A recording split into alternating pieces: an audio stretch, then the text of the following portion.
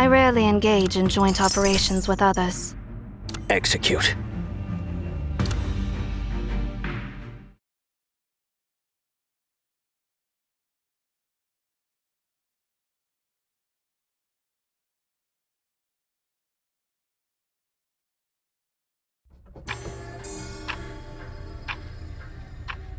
What you just experienced is called an anomaly. The anomaly originates from that black monolith. We call them beacon. There are numerous beacons and anomalies in the world. That monolith is just one of them. The vision it creates is called the Library of Babel.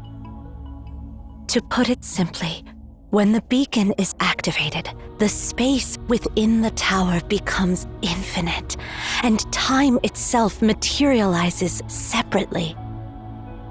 This will result in the creation of a new Library of Babel that exists outside our timeline. So, theoretically, one can travel to the future within the Library of Babel. However, besides you, there is only one other person I know who has experienced it. Cosmos, the one who gave you the pendant. And the messages brought back by people like you are known as prophecies. We have constructed this tower to control and monitor the beacon and the Library of Babel for millennia. We call ourselves Maon. As time has passed, the beacon has been activating less frequently. I never expected it to activate on your arrival.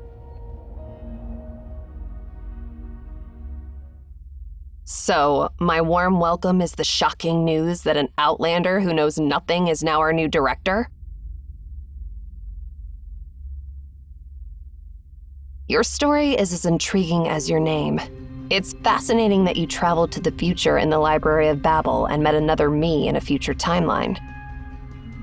And according to my future self, you are destined to rescue us and prevent an evil conspiracy. Well...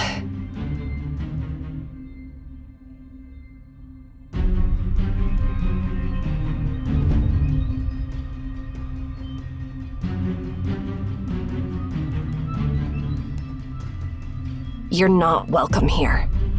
Leave. Now.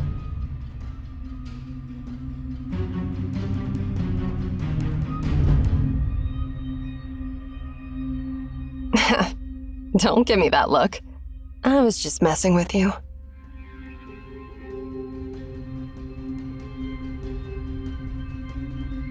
But seriously, doesn't this all sound absurd?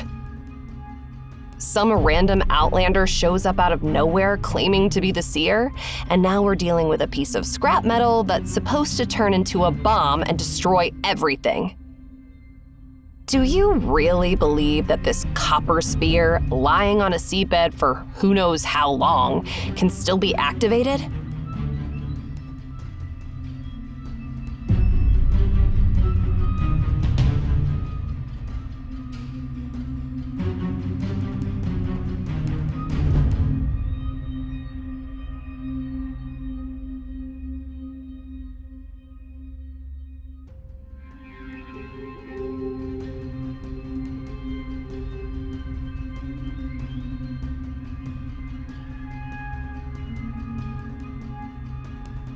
What exactly is this thing? I don't know. All Cosmos said was it's the remnants of an anomaly from Memphis. He said nothing on how it ended up buried in the Philistine Sea. Interestingly, though, I was attacked by the Nemesis while recovering it. That means our operation was compromised. And now, out of the blue, this unknown Outlander breaks into our tower, claiming to be the rightful owner of this place. Doesn't it all seem a bit too convenient? And even if we put all that aside, that annoying old man was the one who asked me to get this sphere. Are you suggesting that our dear director wants to blow us all up? Stop.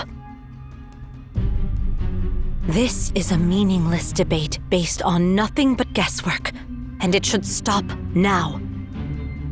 Zero, you and Erishon take Seer to check the identification. Shamash and I will take care of this copper sphere. No more questions. Just do as I say.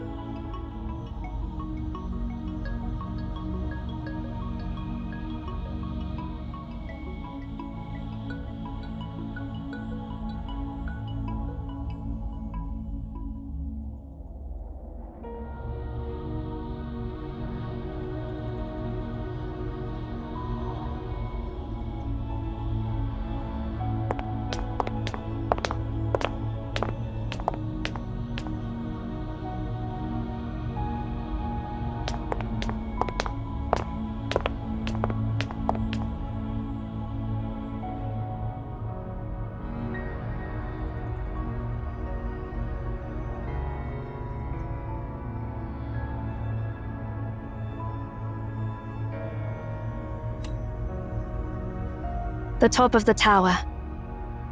I need to collect your biometric data and cross-reference it with the World Population Database to verify your identity.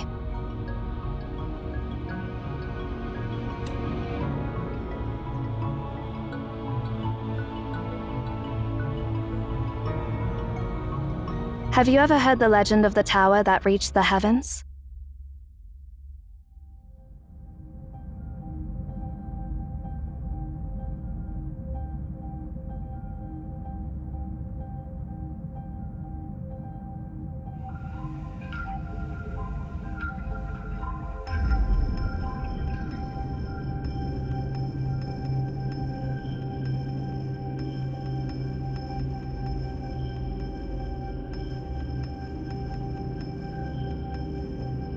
It is a legend, and it is not. To be precise, it became just a legend one day. 57 years ago, Cyril launched its first satellite into space. That was the moment when mankind saw the whole world with their own eyes. The concept of heaven was shattered, and the tower built to reach it naturally lost its purpose. At that moment, it was reduced from reality to legend. If you were an ordinary person, you would not be able to see this tower. Because it's been forgotten by the collective subconscious of humanity, any ordinary person cannot recognize its existence. Which means, you must be one of us.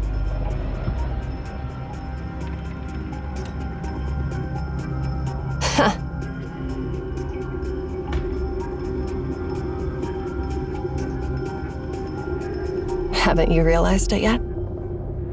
You are now part of the legend. Welcome to the other end of the world. Seer.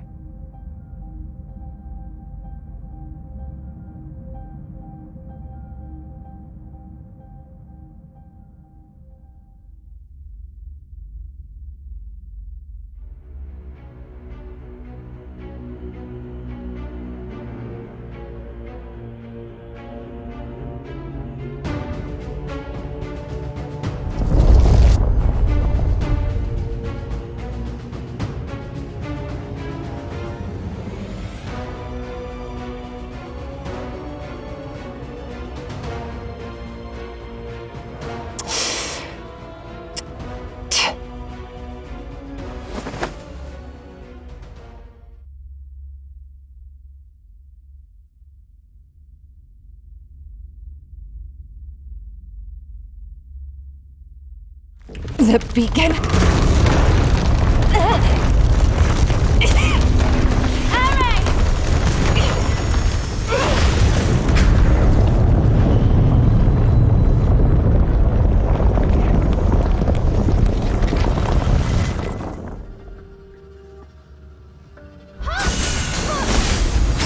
Wuthering Waves.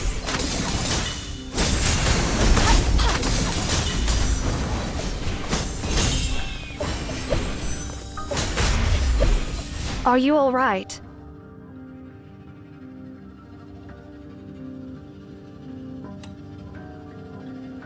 I see.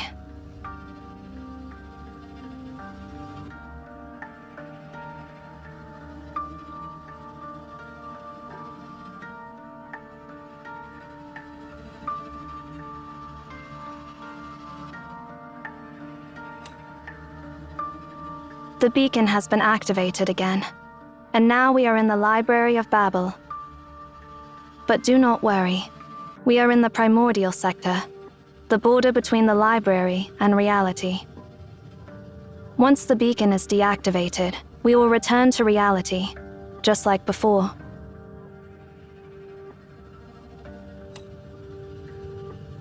Yes, the library is divided into the primordial sector and the unknown sector. The primordial sector corresponds to a specific area, known as the prototype, within the tower in reality. The unknown sector was created by the library itself through the method of exhaustion. If you are not in the primordial sector when the beacon is deactivated, you will not be able to get back to the real world.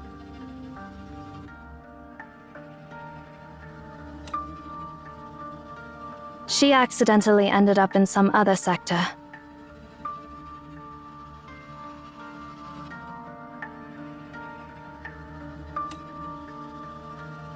Erishan is no fool. She can take care of herself.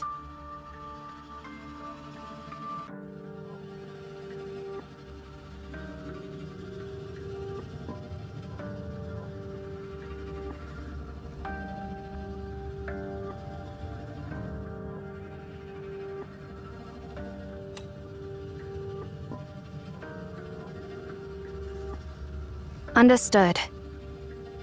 Please stay by my side. I will protect you. Go scout the area ahead on.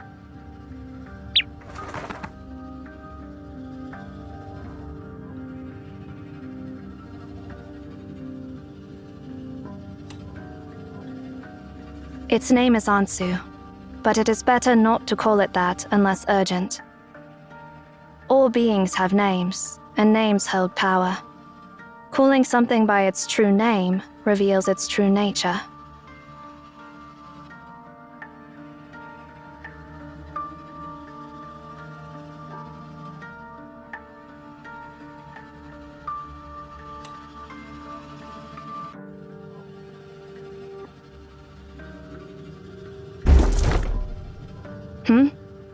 I think I just heard a noise from that bookshelf.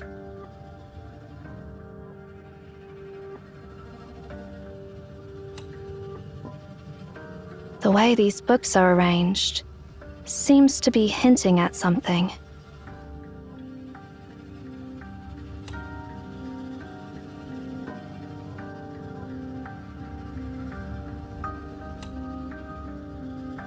Yes.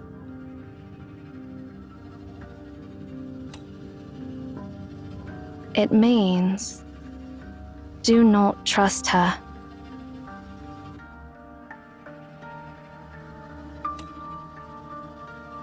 I do not know. Looks like someone tried to send us a message through these bookshelves. Do you have any thoughts?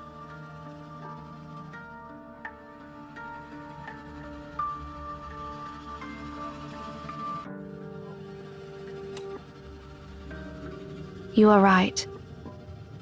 We should let Erishan know about this. She is more attuned to such things than I am. Perhaps she may have some insight.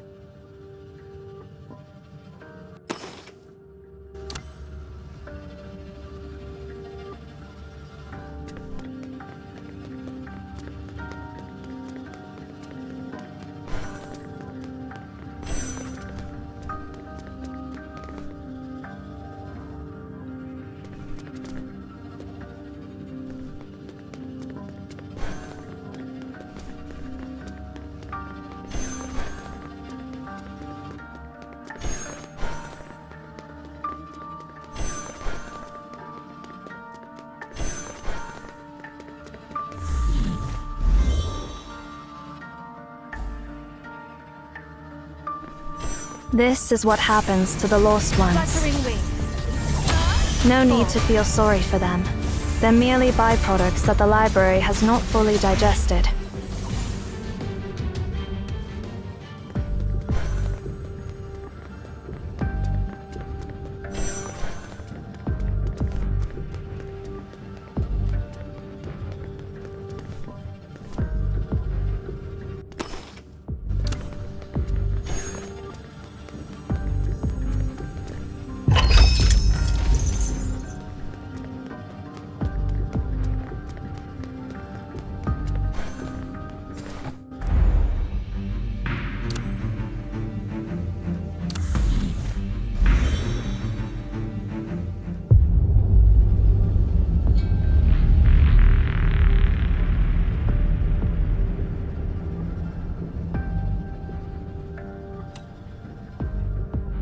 Relax. The laws of physics in the library do not work the same as in reality. Let's keep moving.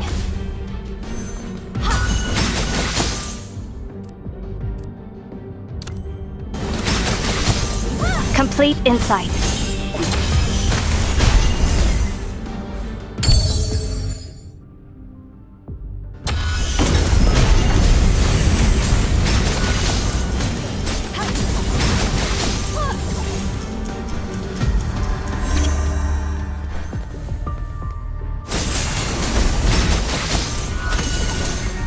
Wuthering Waves.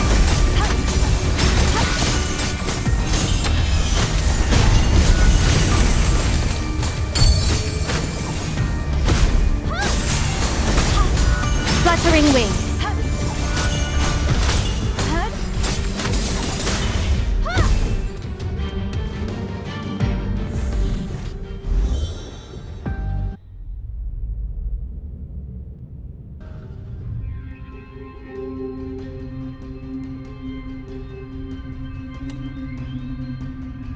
We have entered the unknown sector, a derivative sector created by the library itself through the method of exhaustion.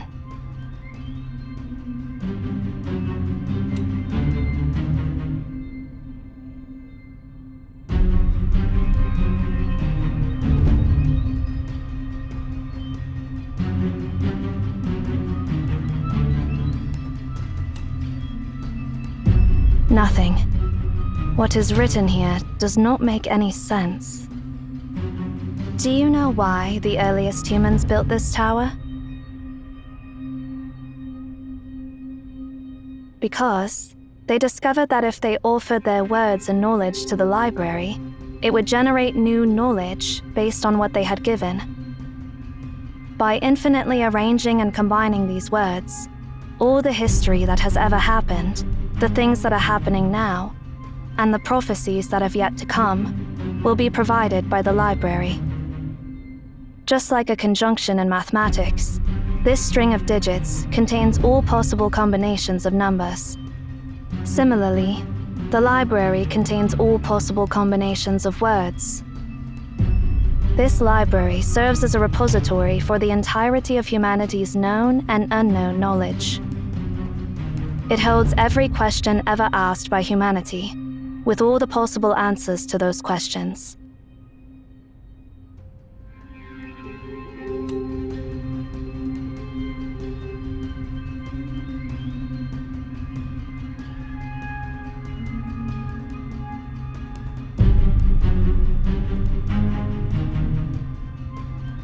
Here, you will find everything, but nothing you seek.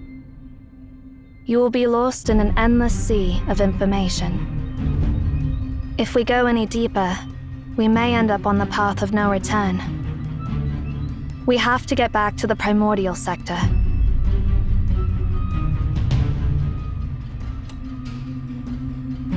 Look for bookshelves that are arranged in an orderly way.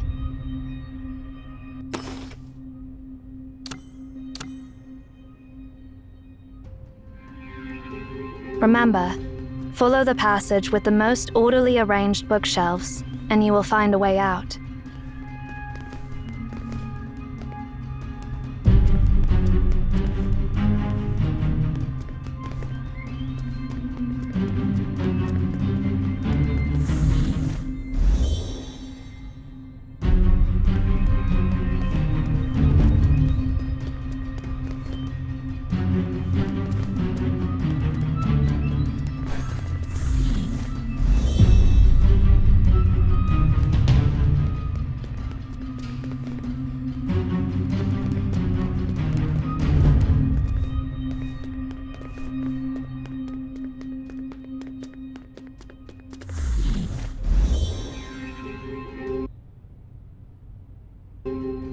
that marking.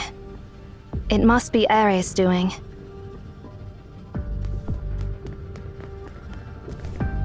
These traces are new. Causing widespread damage, behaving impulsively, and showing a blatant disregard for the consequences. Quite the way for her to behave. If we continue to follow these traces, we will find her in no time, barring any unforeseen circumstances.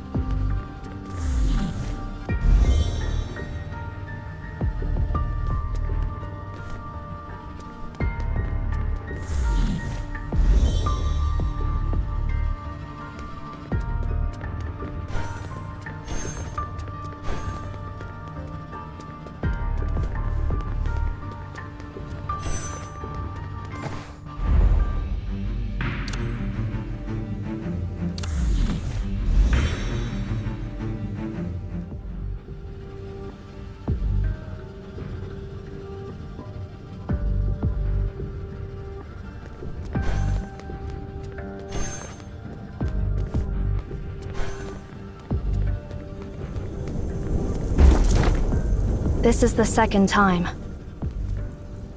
You've noticed it too? Something feels off about that bookshelf.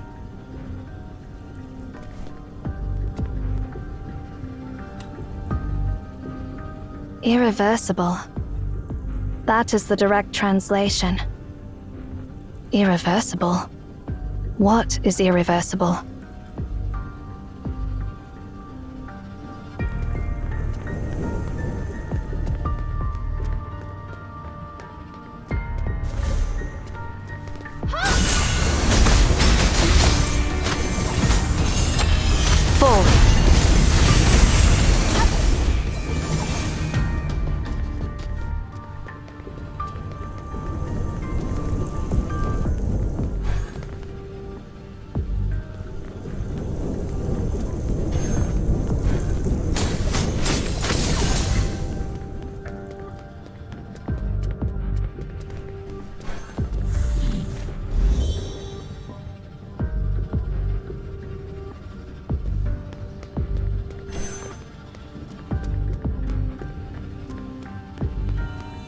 The pendant.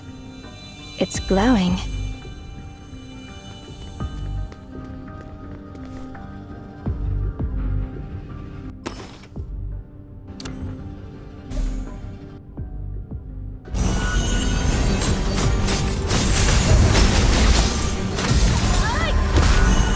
Wuthering Waves.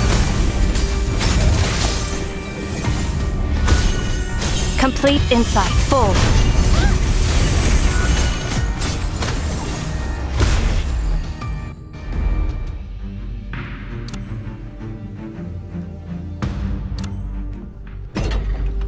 It seems you have the ability to freeze the flow of time in a small area within the library. Perhaps this power can be of use.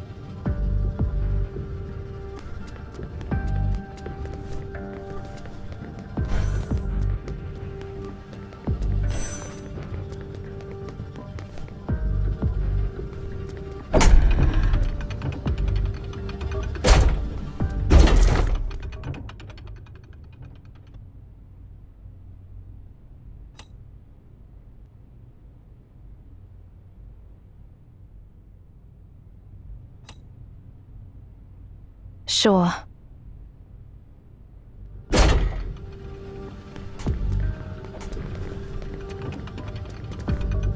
Well, doom is fated. That is what it said.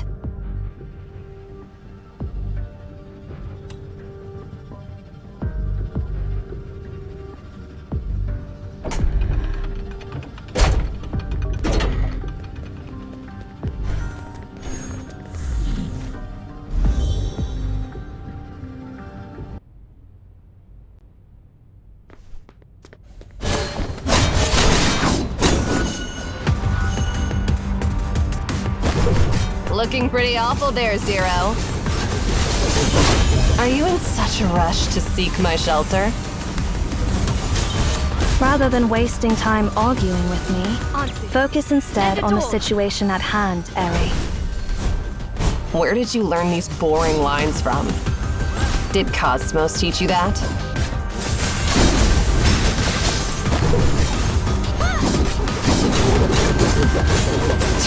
So annoying. Don't interrupt me while I'm talking.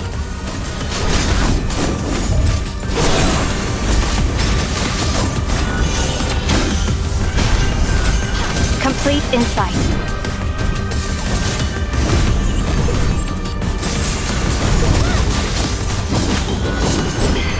Is this what pain feels like? Already calling that simpleton the seer, huh? You are getting more vulgar. Is that a bad habit you picked up during your years outside? No one can control the activation of the beacon. What Sia said was true, and the prophecy is true. This is enough to prove Sia's identity. Or are you being stubborn for the sake of the impossible? This attitude, caring about absolutely nothing. It's seriously disgusting. I wonder what it'll take to crack that icy expression of yours. I do not understand why you are so fixated on something beyond your control.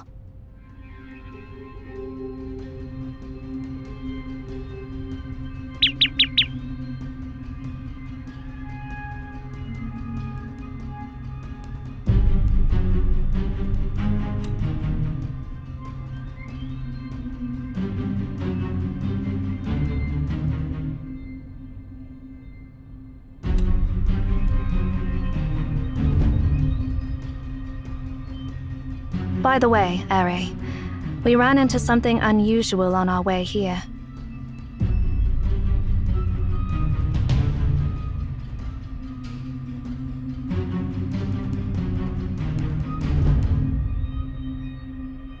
Is there anything in this place that isn't weird?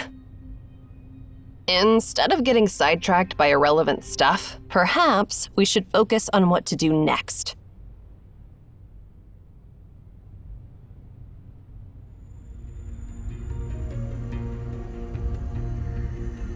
How long has it been? Based on our subjective time flow, it has been 2 hours and 25 minutes. That's surprisingly long. Didn't they say that its activation time has dropped to less than an hour over the past decade? This time and the last time were unexpected. So are we just going to stand here and do nothing? But we still have a chance. This sphere is actually a machine that can be harnessed, and there is a command to stop it. Find Tasni, and he'll help you discover that command.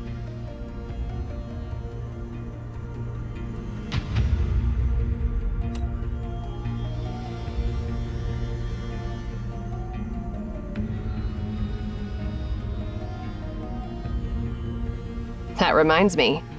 Looks like we don't have to stand around and wait after all. There's one more thing we haven't verified yet. Didn't you claim you can scan the library? And didn't you say that the future me asked you to find Tasni?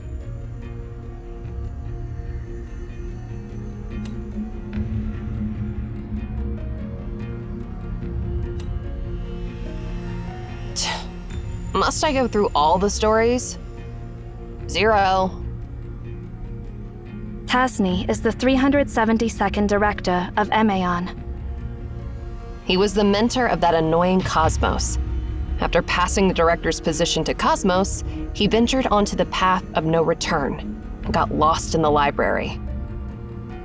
And that all happened 80 years ago.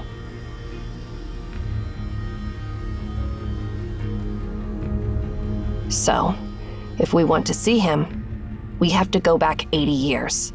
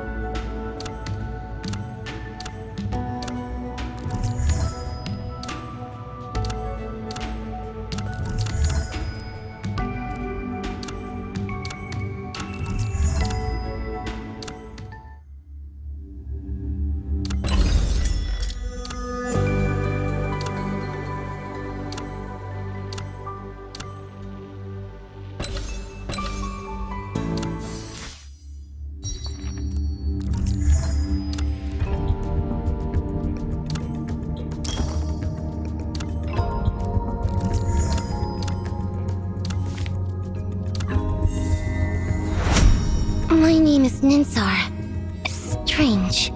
This encounter wasn't among the answers I foresaw.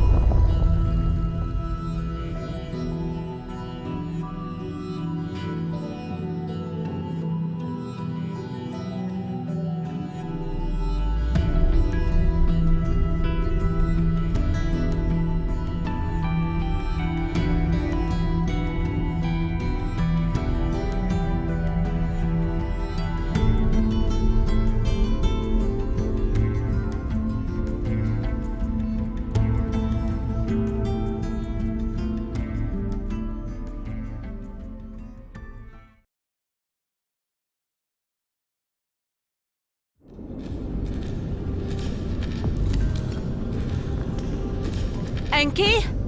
Enki? Where are you? Ninsar?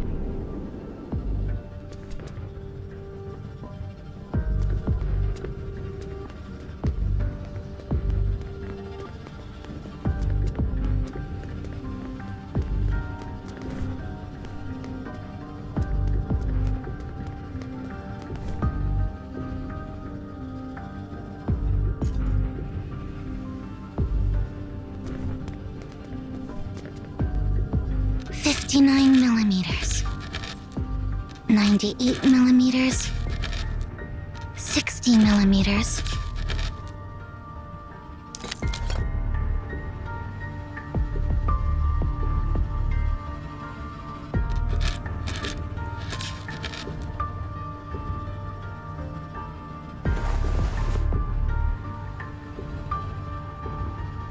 Oh, it's all gone.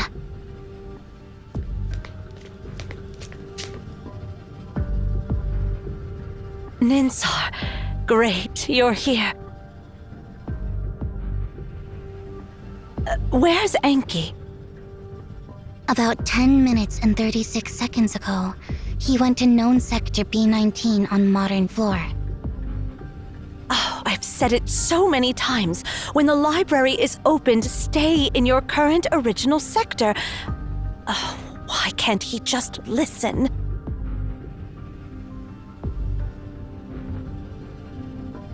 Hold on. Sector B19. Isn't that the starting sector where the squad of no return was before they departed? Yes. Oh, what a troublemaker. This Tasni's child is just a carbon copy of him. Judging by his speed and usual antics, he should be in sector A87 on the same floor. You're fast, Nana. If you go after him, there's still time. All right, I get it.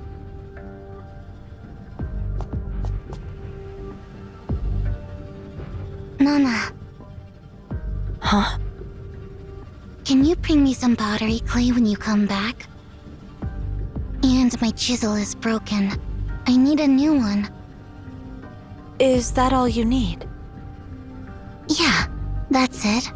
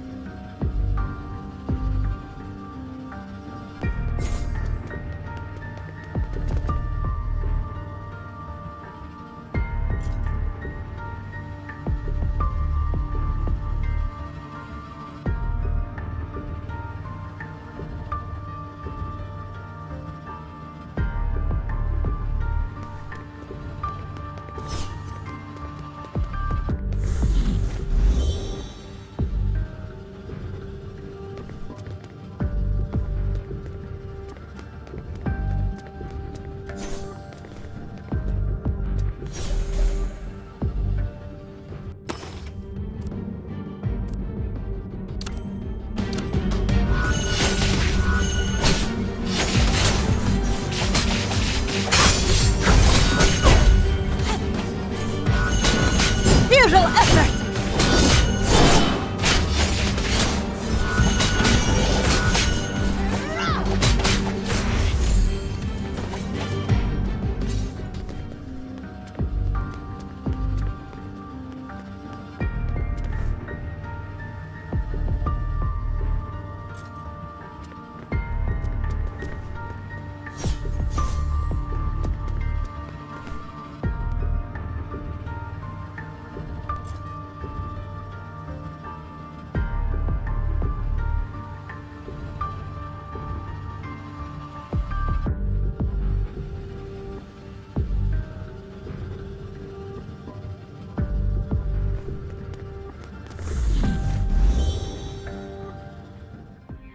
This way leads to the starting sector for the squad of no return. Enki left his special markers here. Looks like that brat has already made up his mind to leave.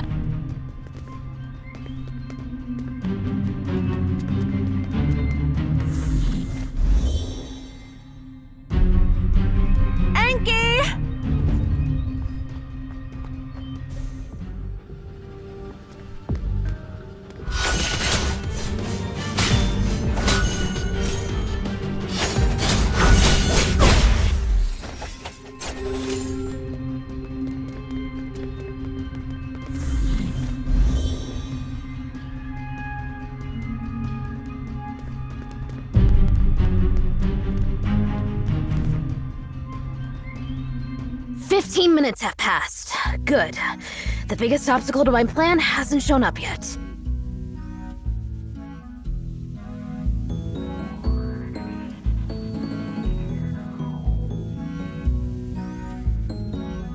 Once I cross the next sector, I can blend in with a squad of no return. And this time, I will...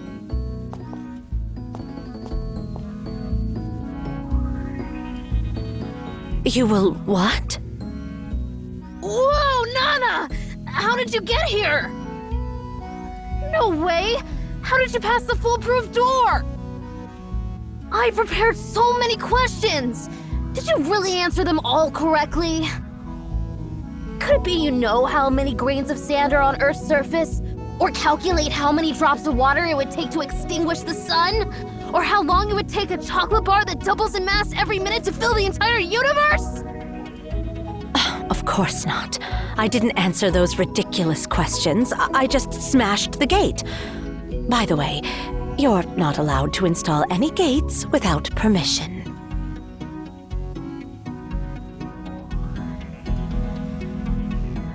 I protest! Only the most despicable of brutes would resort to such a crude method to bypass the foolproof door! You're cheating! Cheating! How could you?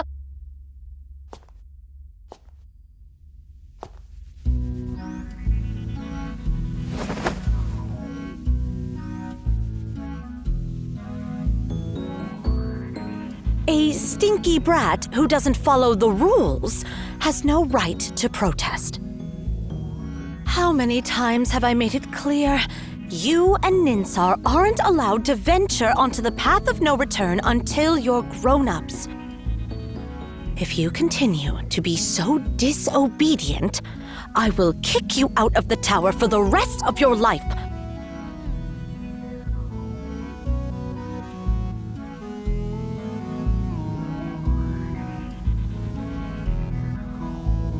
Please, Nana, don't. I'm sorry, my good Nana and Hedwana.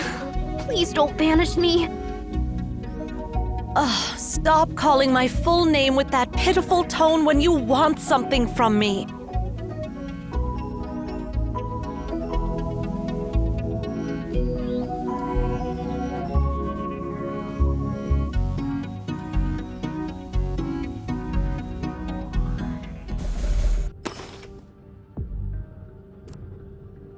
I'm not acting innocent. I mean it. I swear on the Library of Babel that I'll never secretly call Hedwana an old, nasty, stupid woman behind your back.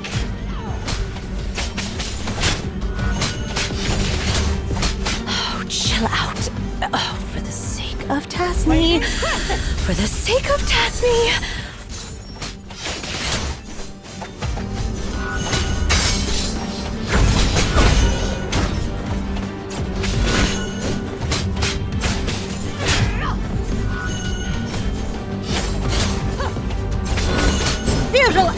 All right. I won't banish you from the tower. But in return, behave yourself and go back to Ninsar.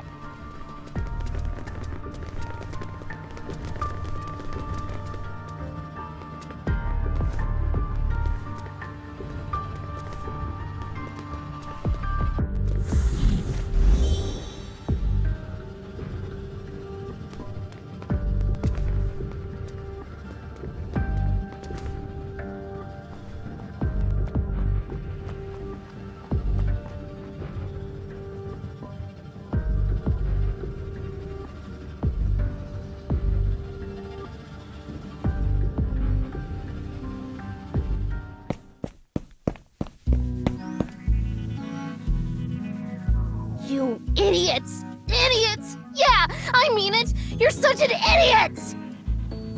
Why did you tell Nana where I was? Why did you stop me?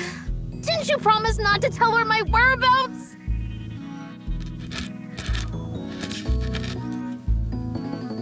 That was just your one-sided request. I don't remember agreeing to it.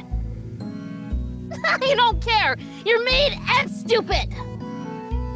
Ninsar is a dummy. I'll never play with you again. and I'll never talk to you anymore.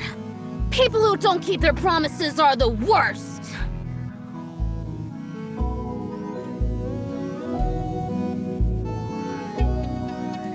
Whatever.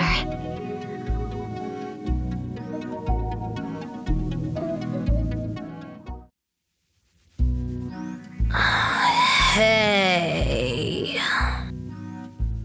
Idiot. Idiot. Ninsar. Ninsar.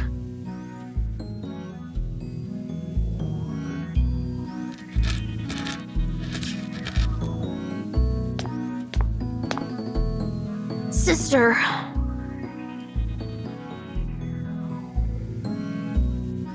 What's wrong?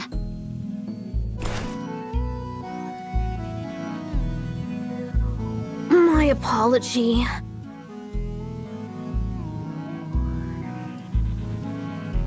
Here, I fixed it for you.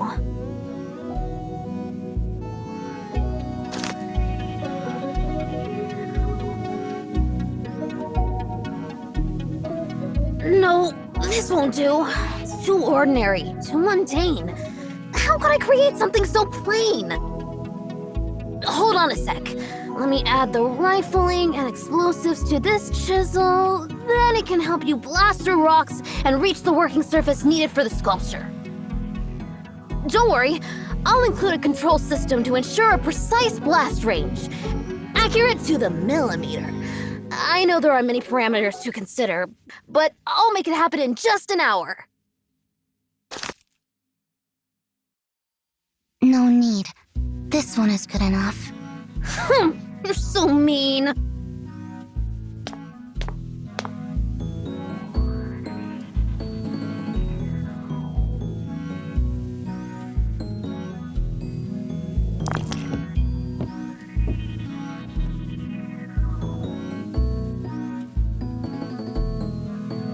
I'll call this child Mer. All right, not a bad name.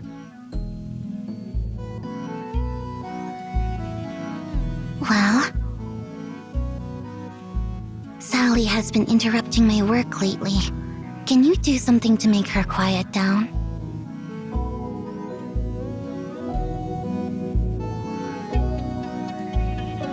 Sally, huh? I'll make her a cradle, like a cat's cradle. When she's tucked in, she'll go to sleep peacefully. No, that'd be too boring. Let's see, I'll add some extra features. How about this? I'll make a special cradle that, when you place any creature inside, it won't need to eat, drink, defecate, or lose hair. Forever in peaceful sleep. Alright, let's go with that. But I don't have enough materials to make my genius idea come true.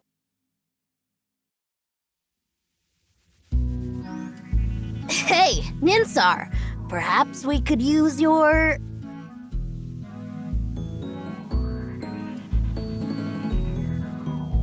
No way. Don't touch what I've fixed.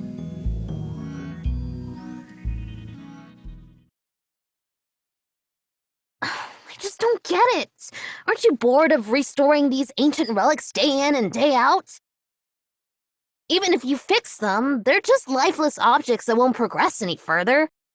So why don't you let me give them a makeover? I don't understand either. Why do you have to make Nana angry? Why do you always want to go deep into the library? If you have questions, just ask me, and I'll give you the answers. You don't need to find your answer in the library. What are you exactly looking for in there?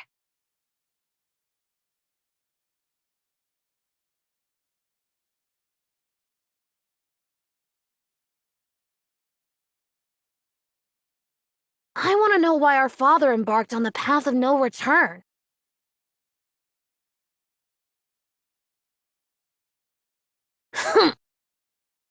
So how about stop acting all smart if you can't even answer such a simple question, sister?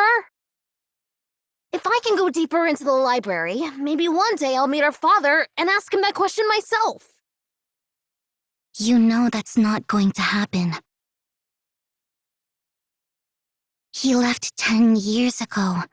Even if we set out now, we'll never find the time sector he's in. Please, Enki, don't say anything like that again.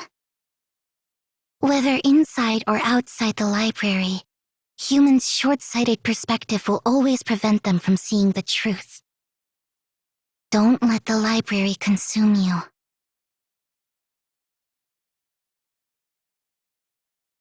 I've crossed off the librarians who went down the path of no return from the roster. Are you doing all right, Nana? What do you mean? I'm talking about the 2 kids Tasni left behind. They're the only ones who can make you look so grumpy. I'd rather not talk about them. Let's just say they're giving me a headache. One of them is always curious about everything, while the other doesn't seem to care about anything. If only they could somehow balance each other out. They did cause you a lot of trouble, it seems. Dealing with Enki is simple. Just give him a good beating and he'll behave. Or at least pretend to. But Ninsar... well, you know. To her, everything is transparent. After all, she has known the answers to everything since birth. So naturally, she has no expectation for anything. Well, they were born inside the library. Maybe it messed with their heads? Despite their extraordinary intelligence, they're still limited by their young bodies. So their desires come across as innocent and unfiltered. Tasni sure left you with 2 troublemakers. Well, let's forget about it for now. What's causing me a bigger headache is our dwindling numbers. We're short-staffed. Yeah, many of us have gone down the path of no return. The library's opening hours are getting shorter, and everyone's worried it might close permanently. Me too, Nana. I've applied to join the next squad of no return. You won't see me after the beacon is activated again. What did you just say? Hey, don't give me that look, Nana. The library is open only for too short of a time. So, if we want to keep exploring the unknown sector, there's no turning back. But what's the harm? We won't return until we reach the end of the library. That's where we'll all end up eventually. I've waited for this day for far too long, Nana. I hope you can give me your blessing before I embark on this journey. Let's think back to the past and think about how far we've come. The first explorers of the library didn't even know how to get back to reality. Thousands of Emians sacrificed their lives to find the difference between the primordial sector and the unknown sector. By studying the unknown sector, countless Emians suspected that the library is a comprehensive collection of all human texts, like a decoding machine.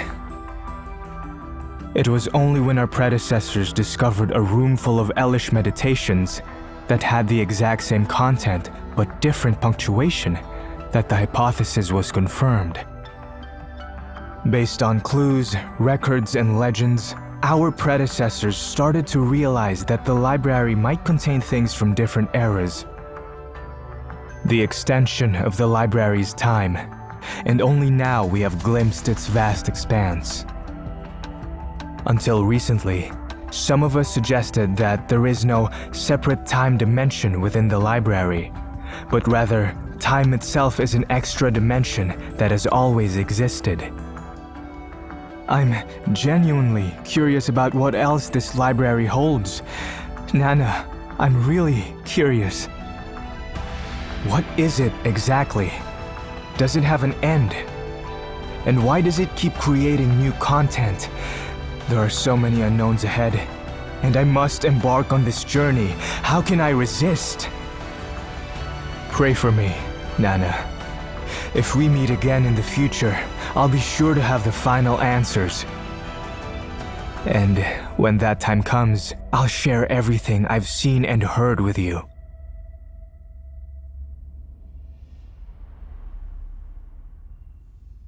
I understand. May you return from the library. Thank you, Enheduanna. Although, I'd prefer to meet you again on the path of no return.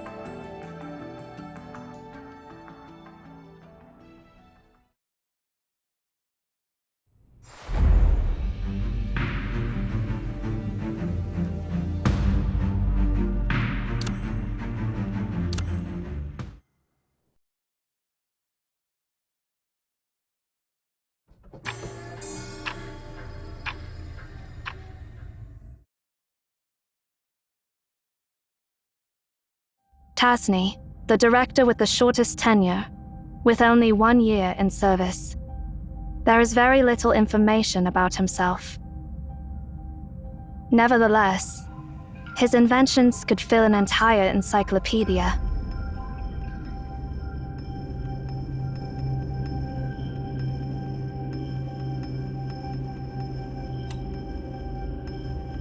For example, he invented a machine capable of automatically proving or disproving any propositions.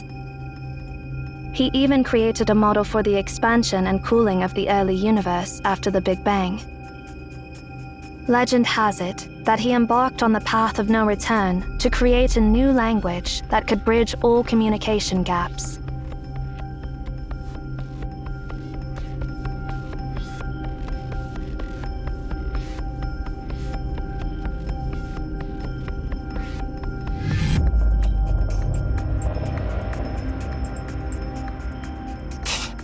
You've got quite a funny way of speaking.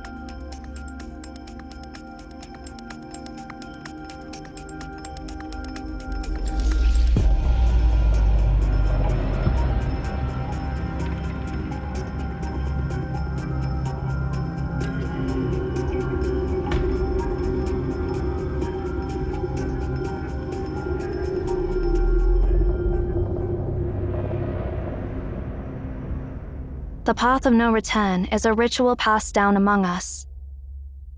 It means a one-way journey, signifying that someone is determined to never come back until they reach the end of the library.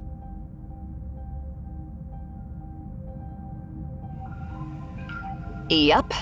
Basically, those folks were tired of life and decided to off themselves. Plain and simple. Ari, What? Is there something wrong with what I said?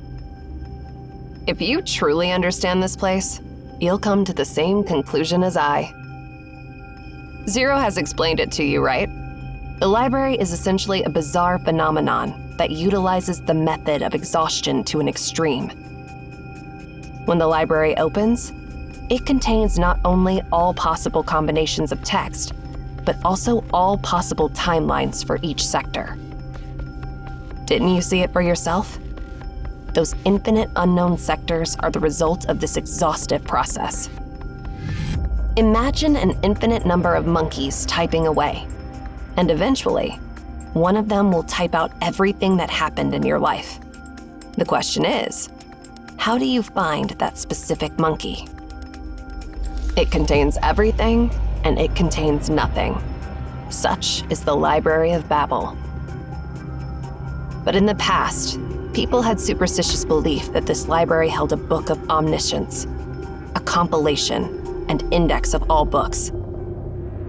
Supposedly, finding that book would give you the key to all the answers.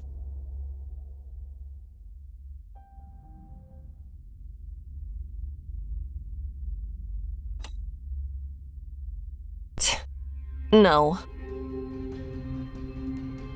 No. That's why it's just a superstition. Nowadays, few would go down that path for such nonsense. Once you embark on the path, you must leave at the exact same time and the exact same place you entered before the closure. Missed, and you can no longer return. With the library opening for shorter durations, exploring the unknown regions will inevitably lead you to the path of no return. You said you could scan the library, but it seems like you're clueless about what it really means. It means you're able to travel to any era you want and return to your current reality whenever you please.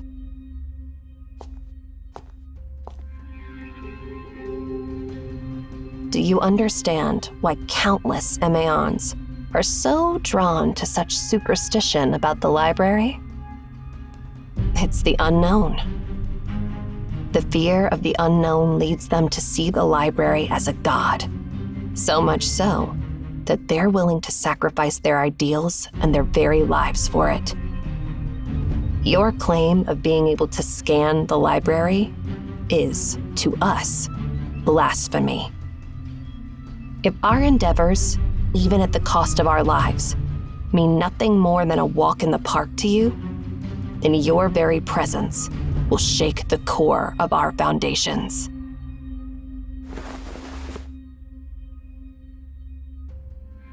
So, if you're truly the seer, how far back in the past and future can you see? Show me.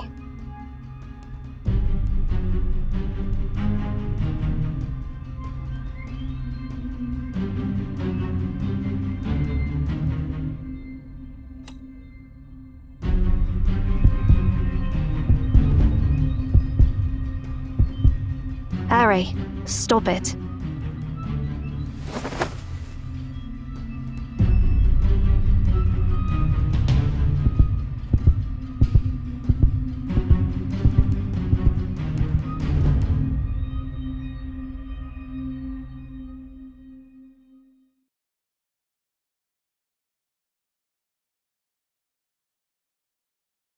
Where are you going?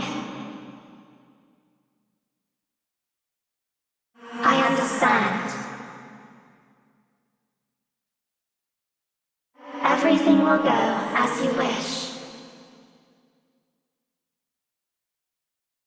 See ya.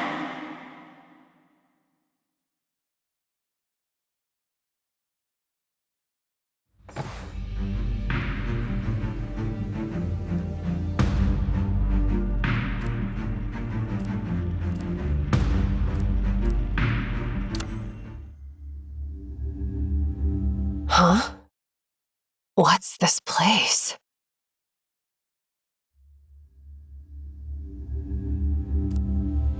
Oh, it's you. Looks like you brought us to quite an amazing place.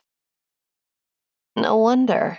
Ever since I first saw you, it felt like your soul was looking down at us from a very distant place. Ignore my quirky words. Pretend I'm just a whisper in the wind. I'd love to explore this spot first and quietly witness the marvels you'll unveil to me next. Oh, by the way, That silly bird has something to say to you. How about indulging it for a bit?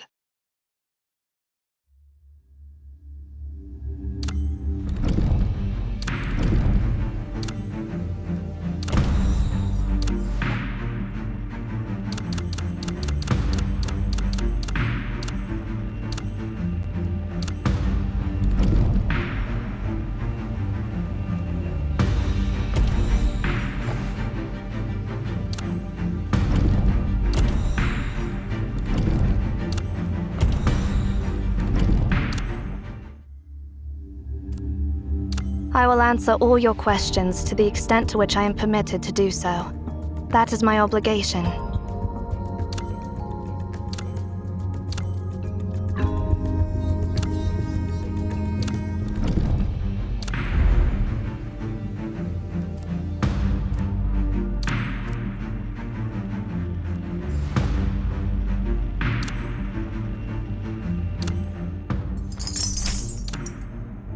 Execute.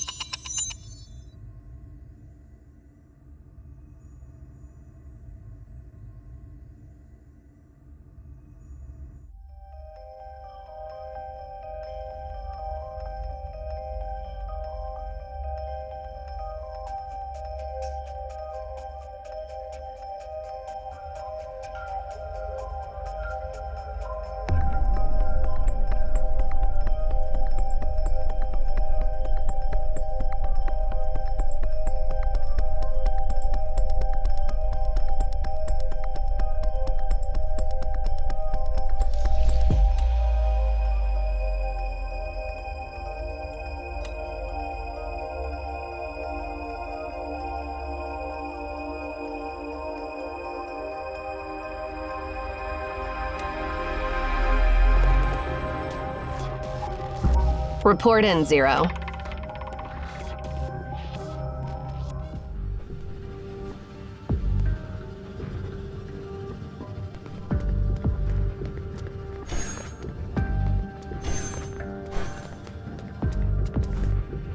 It has been confirmed that the sector we were previously in was B80, and 3 years ago, the content of the books in this sector was changed to modern computer theory. For 100 years before that, this sector was exclusively dedicated to astrophysics.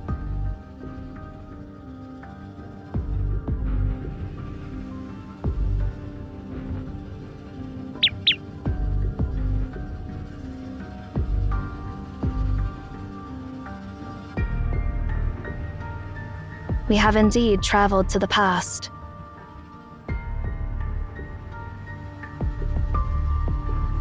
How did you perceive it? There were no signs, no warning.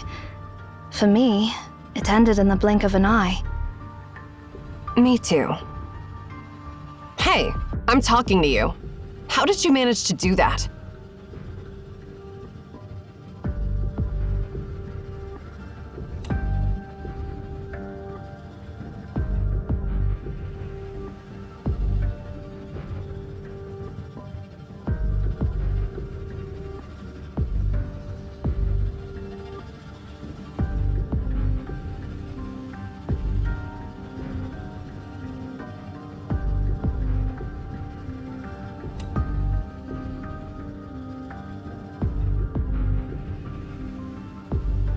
Just like that?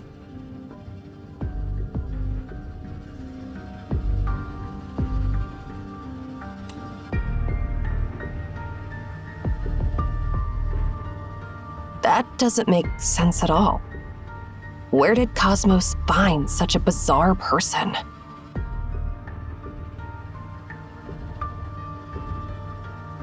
I should just stop calling you the Seer and start calling you the Almighty Time Machine.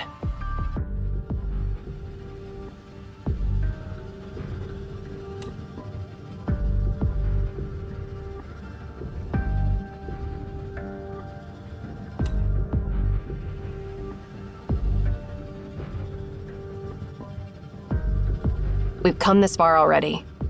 Let's go find Tasni and the command to stop the spear. We can't be too prepared anyway. I'm curious what other miracles I'll witness on this trip.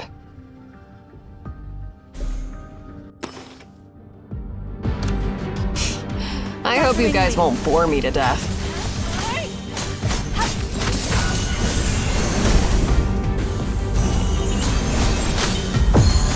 Wuthering Waves. 4.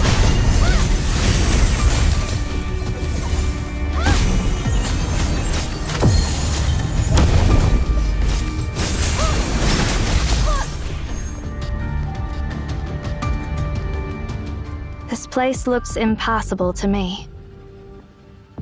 Huh? Why don't we just smash through it?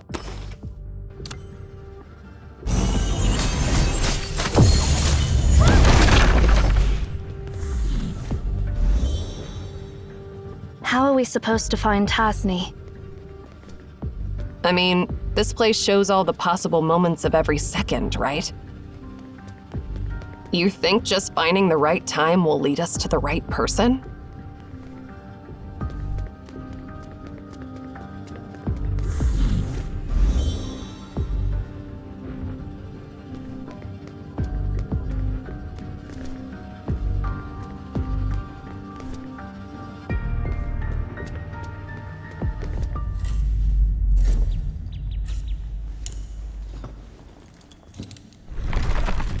A kid? What's a kid doing here in the library? You are...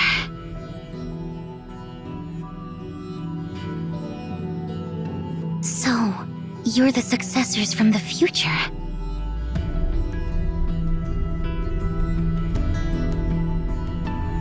So, visitors from another sector. What are you seeking?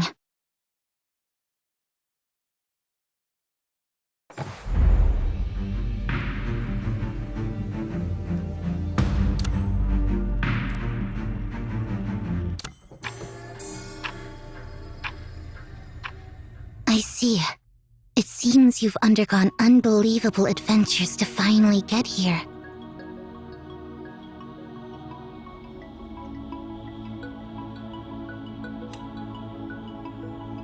My name is Ninsar. Don't you have anything to ask us? No, I have nothing to ask you, Bloodline of Cosmos.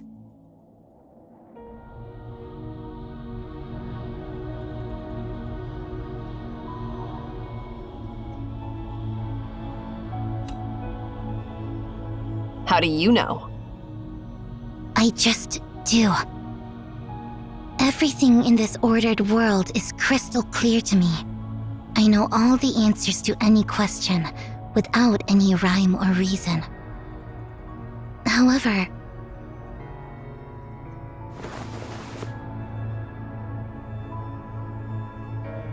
come.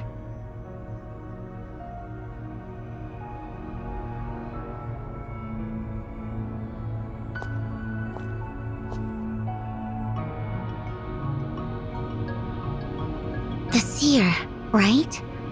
So, the future Cosmos did receive an interesting prophecy. I knew that a person who was so good at disguise wasn't as ordinary as he seemed.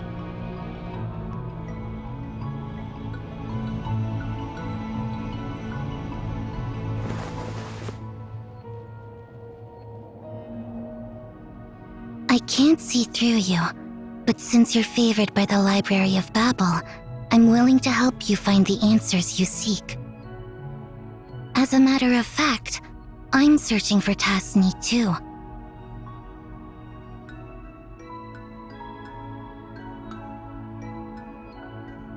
Tasni is my bloodline.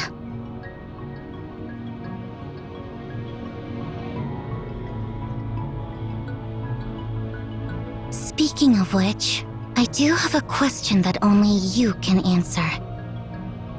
Have you seen a librarian named Enki on the list?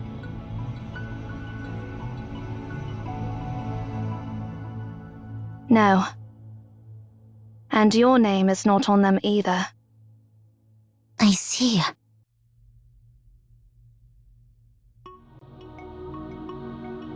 Looks like neither Enki nor I have returned from the journey. Let's go. Time is ticking. How are we supposed to find Tasni? I know how to find him. Just follow my lead.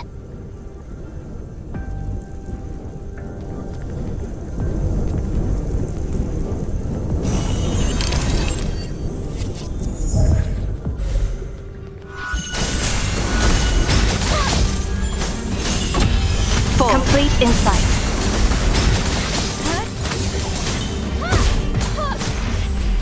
Let's go down the stairs.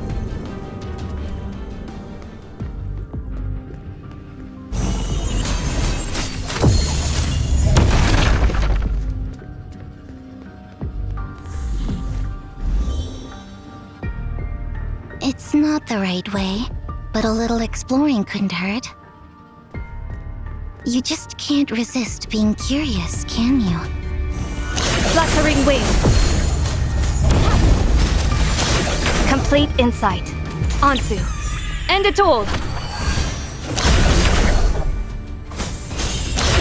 Full. Complete insight. Is this what pain feels like?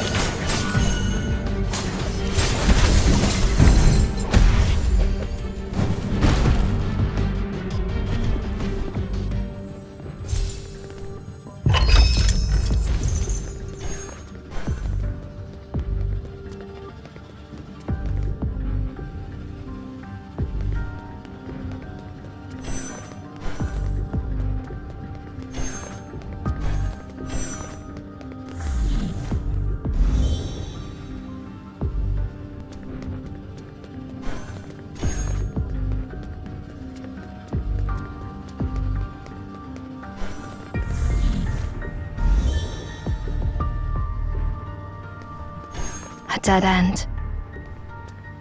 It's not a dead end. You know what to do. Bloodline of Cosmos. Don't talk like you know me so well.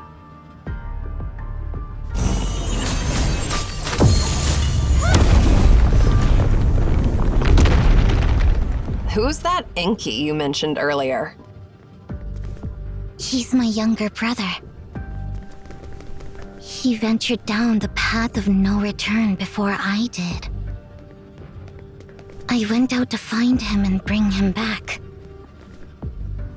But now it looks like I failed.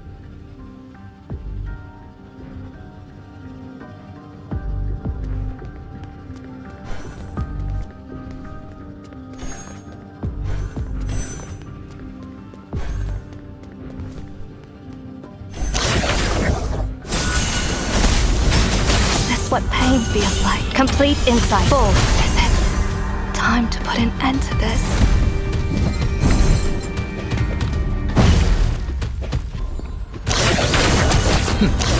Ignorant. Utterly rebellious. Judgment. Law. Shattered. Away. Let's move upward.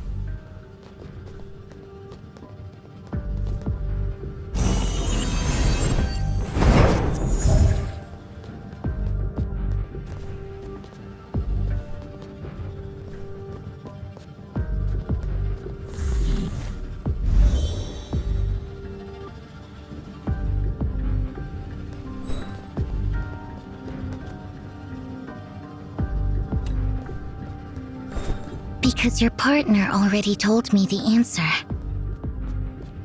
Those who embark on the path will be removed from the list of librarians. The library's prophecies are bound to happen. All those prophecies are predetermined facts.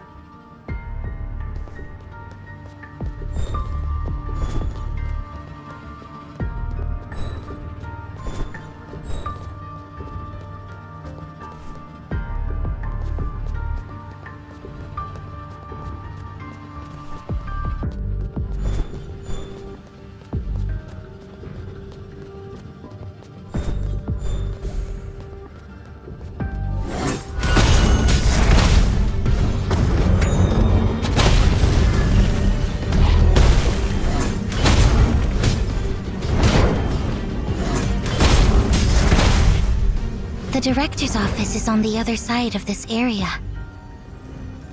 Let's head in that direction.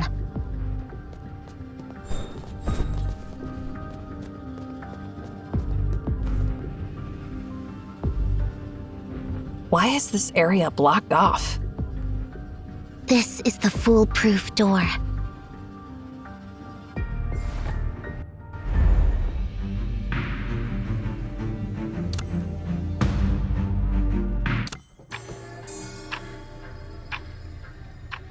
The foolproof door? Yeah, the coded gate set up by my stupid brother. It'll open only when all its questions are answered. Sit-Doc, here's your question. How many moons would fit inside one Kepler 452b? Huh? Who in the world knows the answer to such a question? 249. Correct. Next question. Don't even bother. This gate has 5,000 questions in total. Going through all of them will take you days, even without any breaks. Let's just blast it away. No, it won't budge. It's stronger than you can ever imagine. Not even Mer can do anything about it.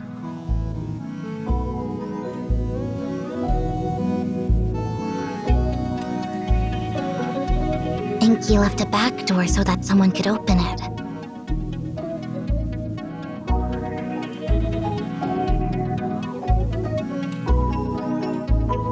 The one who raised us. That's not important. Well, let's get back to the main hall, and I'll tell you what to do. See those messed up books? Enki did that on purpose. Just put them back on the center shelf in a specific order, clockwise, and that gate will open.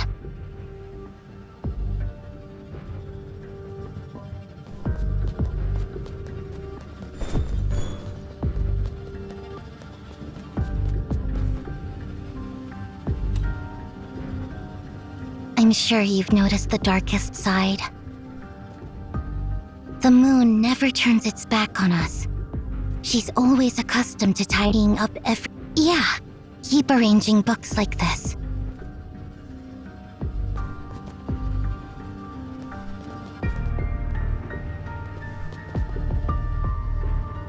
The gate should be open now.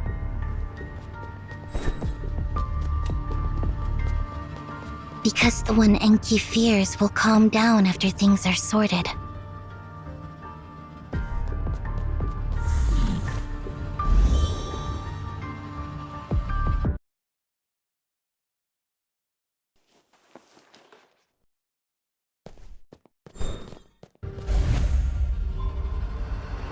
Looks like we'll have to deal with some problems before finding Tasni.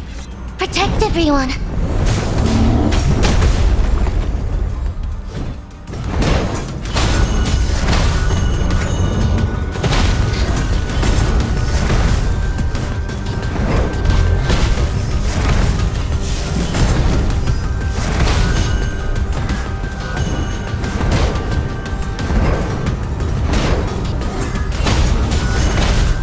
Go away.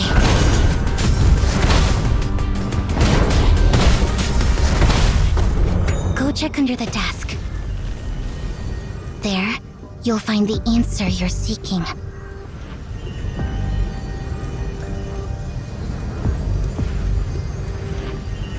Enki, stop right there! Mer, catch him!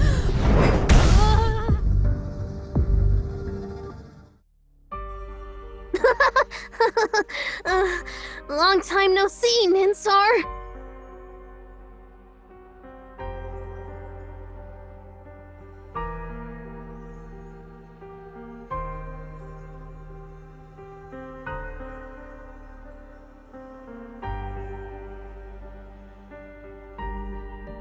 You are such an...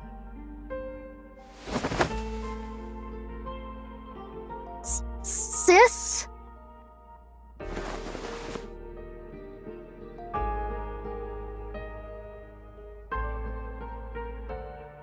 idiot. I've been looking for you.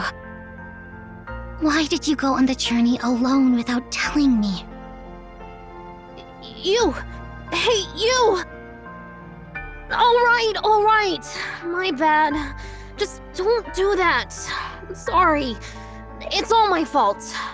Don't give me that look. Seriously, I mean it. I won't do it again.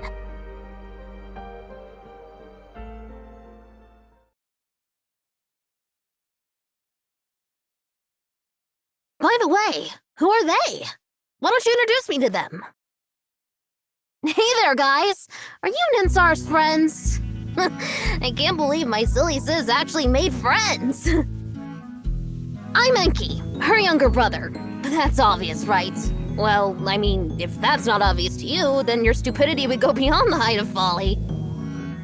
Your outfits. Are you also Emaons? But I've never seen you in the tower before. Are you newbies who joined after I left? Wow! Then you must have heard about me from my stupid successor, Cosmos, right? Exactly!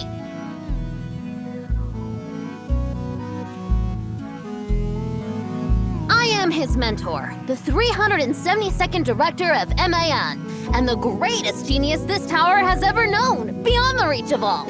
That is, I am... Enki Tasni!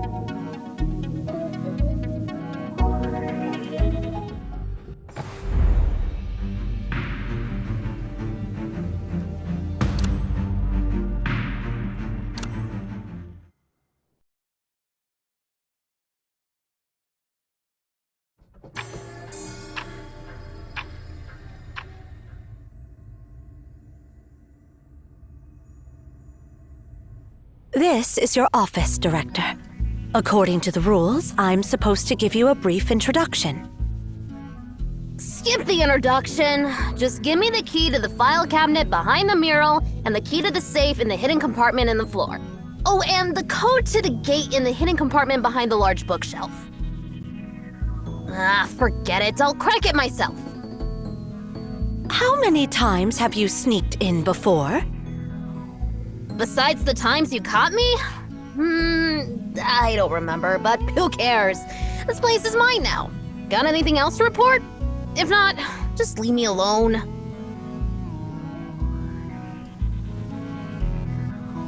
This is the password for the Tower of Babel's core server, along with the key to the first original archive of historical documents. And here, the highest authority password for the CAVE Central Database. Are you even listening, Director? The CAVE leaders have been notified about the change in MAON's leadership, and they're planning a remote meeting this afternoon. Put it off. Huh? Or, better yet, you can attend in my place. I didn't become the director just to listen to those blabbering idiots. Enki. We are MAON, the mouthpieces of the gods. We are obliged to listen to the prayers of the travelers from all directions and solve their problems. This has been the teaching of the MAON since it was founded. You are now our director, our spokesperson. You must take your responsibility seriously. It's not something you can just say no to.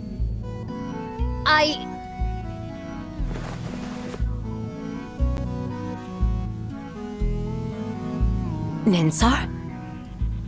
I'll go attend the meeting, Nana. But... It's fine. I'm a Tasni too.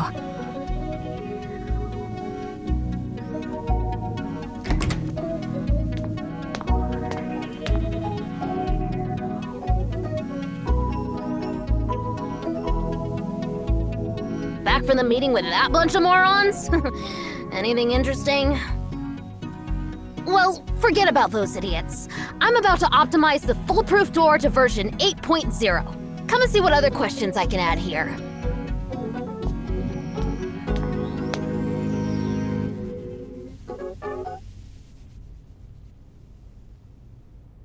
Nothing special happened this year. All the other beacons, except the black monolith at the Tower of Babel, have stayed quiet. I knew it. Nana's just so stuck in her ways, to put it politely. She said she listens to the prayers of travelers from all directions when, in fact, she just wants to check for any anomaly and keep tabs on everyone around the world. Obviously, we all know that anomalies have occurred maybe once every decade, if that, over the past century. Seriously, they should just disband this so-called CAVE.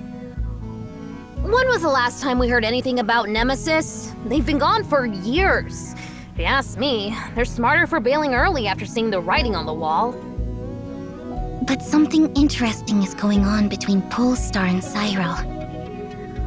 What's so interesting about countries' politics? They can do whatever for all I care. It's always about famine, plague, and war. Same old boring stuff over and over again. Unoriginal and incredibly stupid.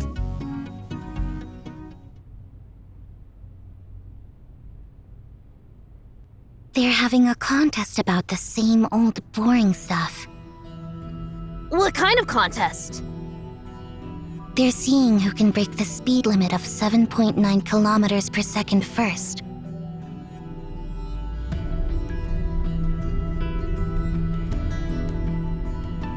So, who will win? Cyril. How much longer till they do it? 24 years from now.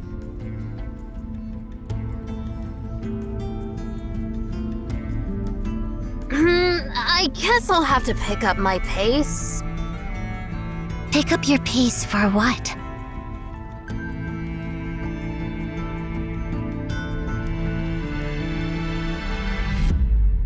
Answer my question, Enki.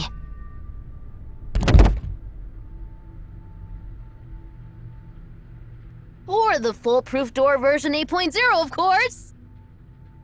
Once it's done, no one will be able to disturb me anymore! This time, I'll add 1,000 questions so those dimwits won't be able to finish the game within their lifetime!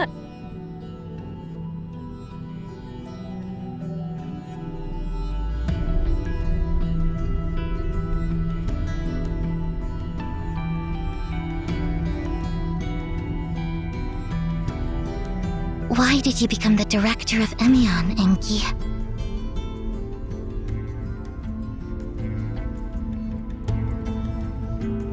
Whoa, is the sun going out? Can't believe you're actually asking someone a question. I know the answer, but I want to hear it straight from you.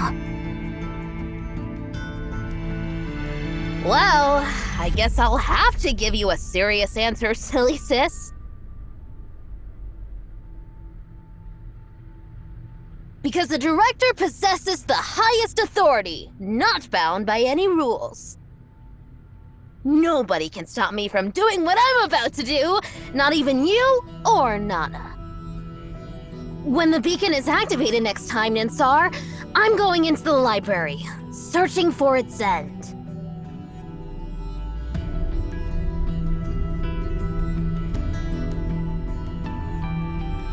Finally, my journey will begin! Be happy for me, sis!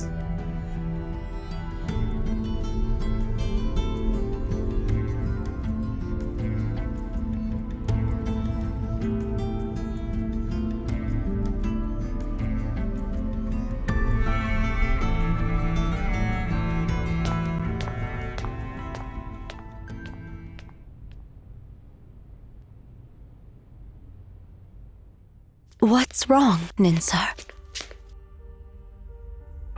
Why are you sitting here alone, looking so down?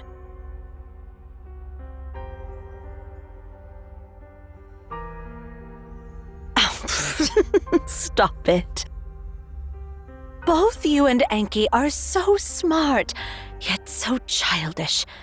It's moments like these when I realize you guys are still just kids. Remember, I've watched you both grow up.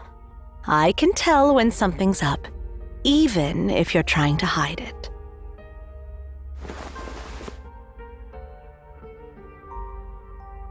Nana, I'm here.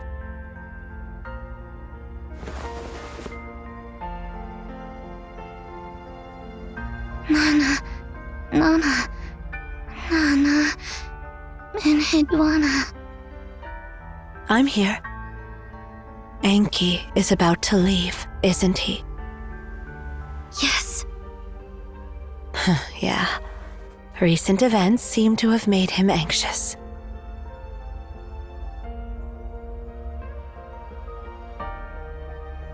Nana, can we shoot down those artificial satellites made by Polestar and Cyril?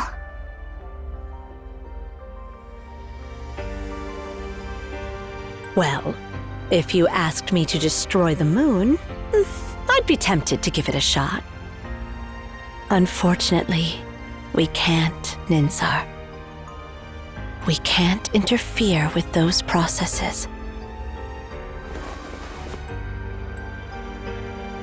Just like we can't stop geocentric theory from being proposed and heliocentric theory from being discovered. We couldn't stop humanity from discovering that the Earth is round, or stop gravity from making that apple fall.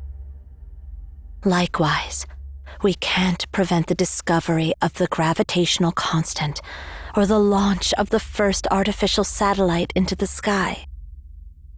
Sooner or later, the rationality of this world will reach a point where it won't tolerate anomalies, or us. At that time, we'll quietly step off the stage for the sake of our compatriots still living in the cave. No need to be sad about it. It's an inevitable process, an unstoppable tide.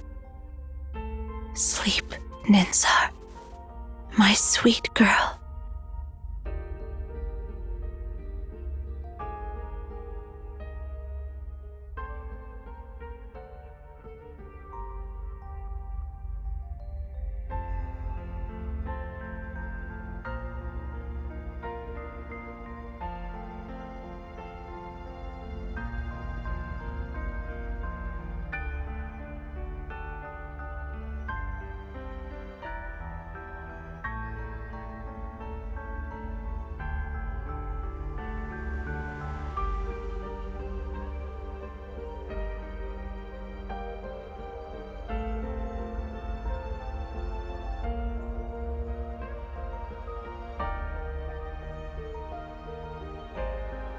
My poor, sweet girl. Sleep now. Sleep in peace.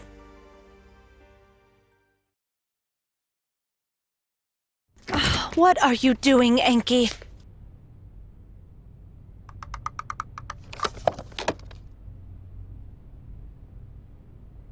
Ninsar complained to me about Sally always bothering her, so I'm making a cradle. This will help Sally fall asleep. Don't treat Sally like she's some annoying cat. And wait, you're turning Ninsar's clock into a cradle? Isn't that hers? But Sally is an annoying cat. She's always following us around. Oh, fine.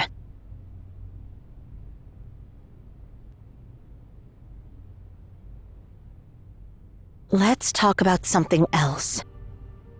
I just spoke with Ninsar, Enki. You shouldn't have made your sister so sad like that.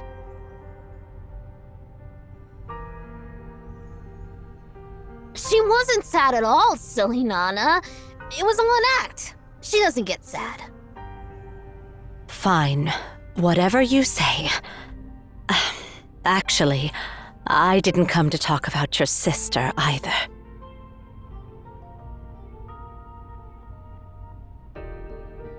You're well prepared, aren't you?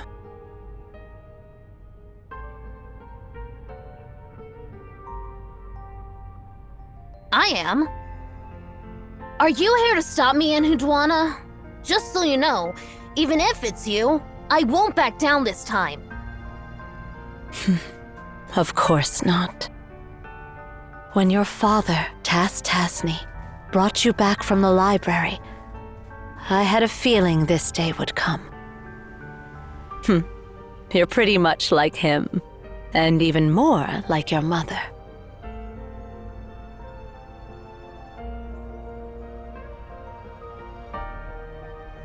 Our mother? Yeah, your mother.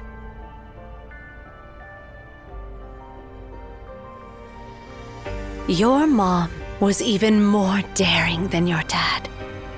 She gave birth to you while exploring the library, and after entrusting you to Tass, she continued her journey without hesitation.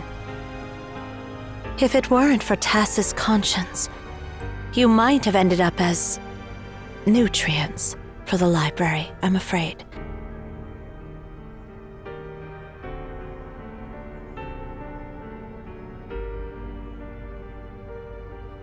That's a shame. Such a shame. Why would he go back for an independent life that only inherited half of his genetic information? Your reaction is truly unusual. But yeah, that's what makes you their child. It's love, Enki. The answer is love. His love for you overcame his faith, and his desire to ensure your survival surpassed his longing for the path ahead.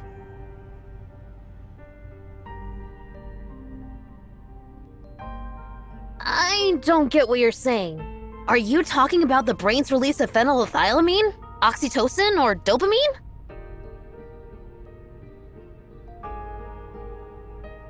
No, none of those. Remember this, Enki. No matter what, you and Ninsar are human beings. Only by understanding the vulnerability of being human can you appreciate the significance of strength. And only by knowing the brevity of life can you see the splendor of eternity. Once you understand what I'm talking about, you'll truly become an adult instead of a kid driven purely by curiosity. I don't like that look you are giving me, like I'm an idiot. Well, you are.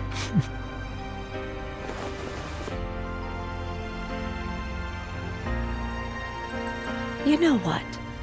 You've been calling others idiots this whole time, but you've never realized your own foolishness. Who's the real silly one here? Hey! I'm not silly. All right, you're not.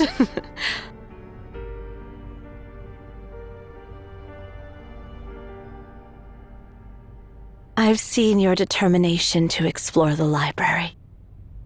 Now, all I can give you is my blessing for the adventure that lies ahead. And Hidwana! So, go, Enki. Good luck to you.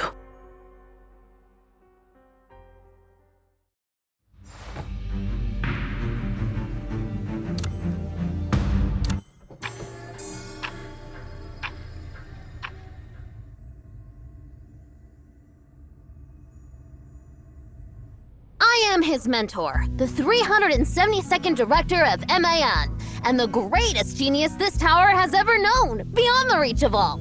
That is, I am Enki Tasni!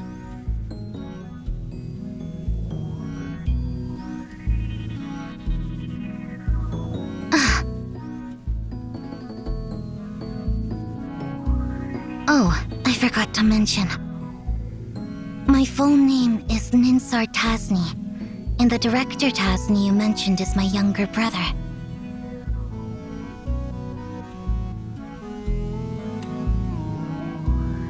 Because you didn't ask? I don't give out answers unless I'm asked. Huh? What's up with all the silence? Why did everyone suddenly get so quiet?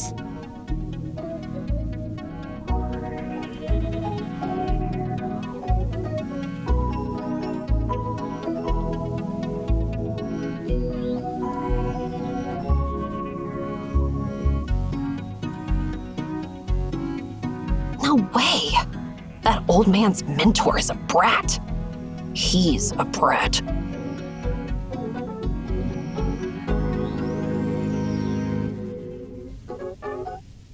Hey! Who do you think you're talking to?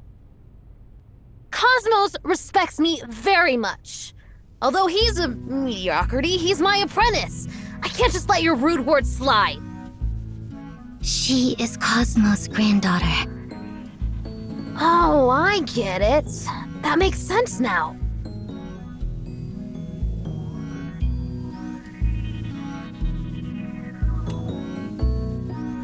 It's pretty much like when I'm always calling Enhudwana an idiot. She's trying to show affection to me, right?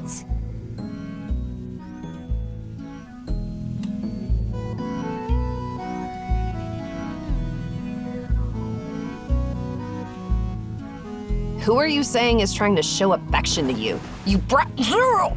Don't cover me now! Sorry about her misbehavior. Looks like you're really getting along well. Just like us, right, Ninsar?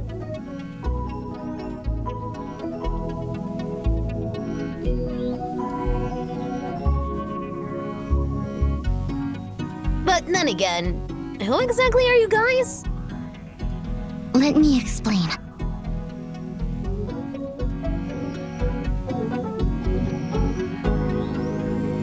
I see. So you've come from 80 years in the future.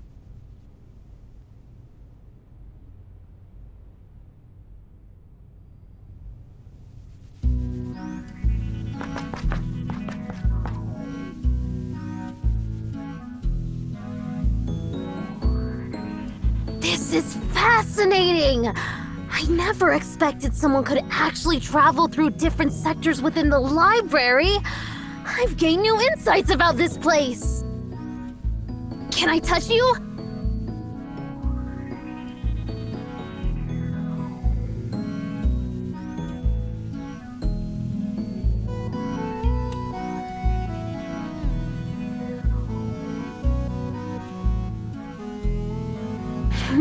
Your skull looks normal.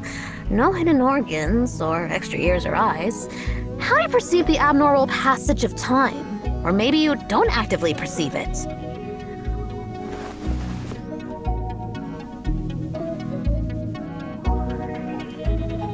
Seven cervical vertebrae, 12 thoracic vertebrae, and 24 ribs. Your bone structure is just like that of an ordinary human, so what makes you so special? I don't feel any implants or augmentations under your skin, and based on the echoes, your heart and lungs seem pretty normal too. Well, let's examine your lower back, tailbone, and pelvis.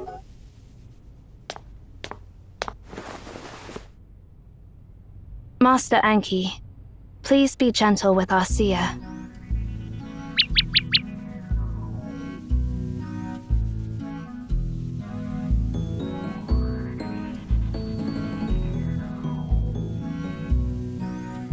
Well, then can I study this plump chicken on your shoulder? How fascinating!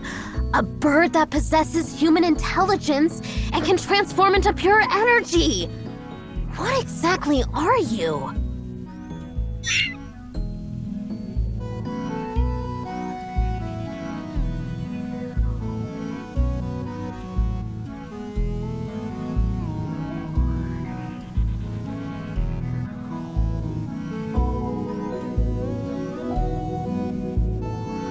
Can you show me your ability? I mean, the ability to travel through different time sectors.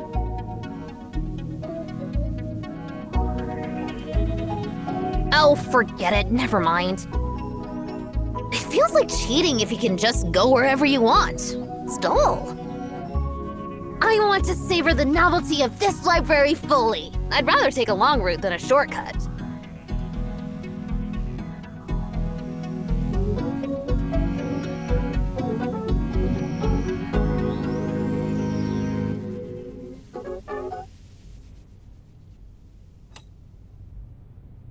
What are you talking about? Are you thinking I'm a fake or something?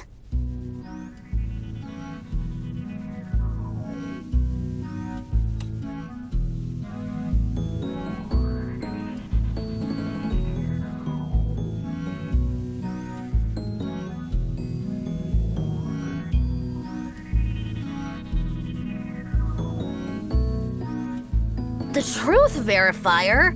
The singularity explosion model? And the complete language? What the heck? I never made any of those. Master Enki. The librarians gave them different names from what you originally called them.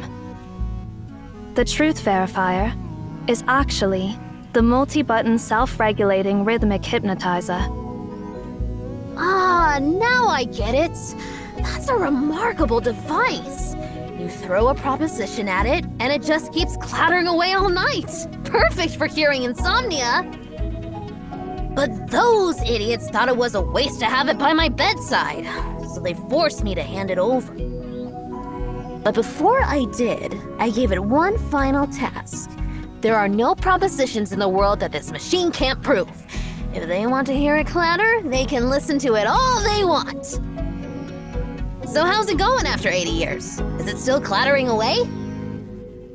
As you expected, the truth verifier still operates to this day, ceaselessly outputting the proof process. We simply cannot repurpose it. I see. So, what about the singularity explosion model you mentioned? That is actually your personal cookbook called Singularity Popcorn. Oh, right! But I thought it was a complete failure. I was trying to calculate the exact space-time coordinates where the shockwave of a singularity explosion would decay just enough to turn corn kernels into popcorn. But the next singularity cycle would take too long for the recipe to come to fruition in my lifetime. So, I chucked that cookbook into the shredder. Wait, did they retrieve it? Exactly. The librarians retrieved that invaluable book from the shredder. Seriously, I just don't understand what those idiots are thinking. And what about this complete language? Which one of my genius creations did they misunderstand this time? That is a brand new language you invented to eliminate all communication barriers between humans. Every word in it is as precise as math. Oh, so you're calling it the complete language. Well, that's a way better name than what I had in mind. I was going to call it a vulgar language even fools can understand. Those idiots speaking different languages keep annoying me every day. So, to solve the problem once and for all, I dedicated myself to unifying all the swear words in and others into a single language. All I need to do is unleash a string of curses in that language, and anyone, anywhere in the world will perfectly understand what I mean. I'm busy, so stop bothering me and get lost! And the best part? It retains the emotional essence of the original obscenities!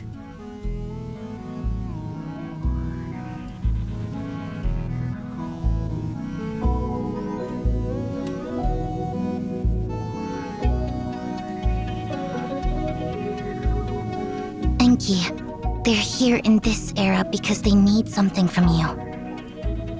Oh, right. You guys are here for that copper sphere, right? Got any specifics on it? Yes, it is here. Awesome! Let me take a look.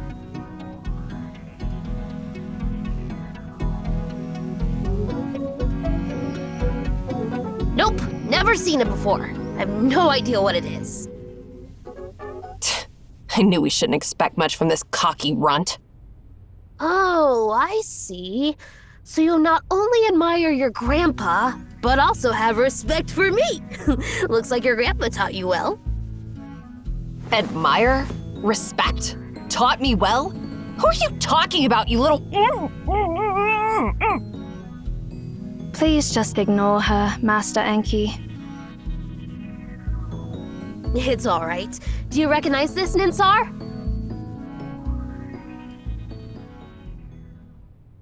You are the source of life. You fell from the heavens to the Memphis River. Your descent was meant for us and stirred ripples throughout the valley.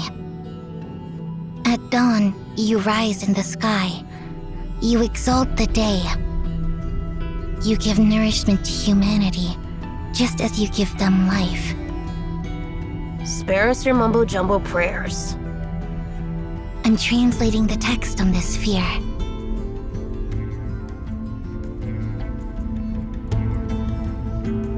It's a hymn, an ancient ode from Memphis praising the sun. More specifically, it's a hymn written by the 18th monarch of Memphis, Akhenaton, in praise of Aten, the god of the sun. If I'm correct, this copper sphere you recovered from the Philistine Sea. It's the god of the sun for ancient Memphis. Yeah, now that you mention it, I start to understand why it looks a bit like the star simulator I made earlier. I see. So basically, this stuff is a magnetically confined fusion reactor.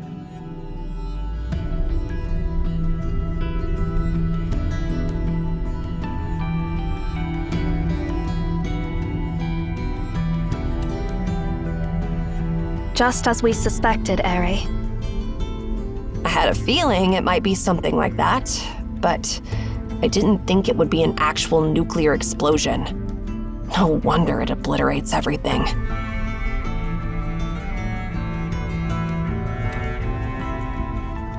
Why are you so surprised? Even the real sun is just a massive fusion reactor.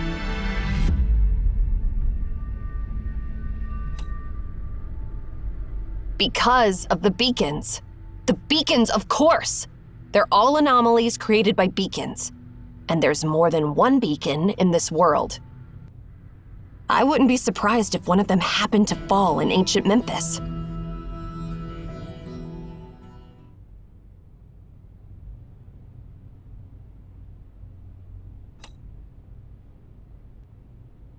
It's not really a god. At least, not in the grand universal sense. The idea of God originally came from ignorance. Ancient people did not understand the unknown and could not control it, hence they revered it as gods. It has nothing to do with rituals, worship, sacrifices, fear, obedience, or faith. It is just a collective term for things beyond human knowledge. And any phenomenon caused by these things beyond human knowledge is called an anomaly. Any highly advanced technology might seem like magic at first. But once you unveil the mystery, you'll realize that it's just boring stuff. But come to think of it, for early humans, the sun was a celestial body that brought life to everything. For present humans, the sun is a star that constantly produces nuclear fusion inside. Worshipping the sun for humans is like worshipping farming and production. So, if one can harness the power of nuclear fusion, they essentially harness the sun itself. Even if we keep calling this copper sphere the god of the sun, it's not entirely wrong. I think you're overcomplicating things. Let me simplify it for you.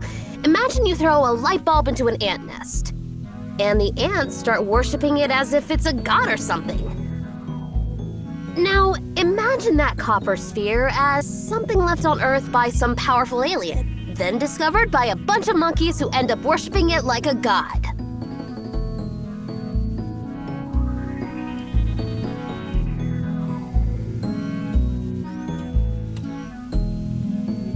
Well, that's one way to look at it.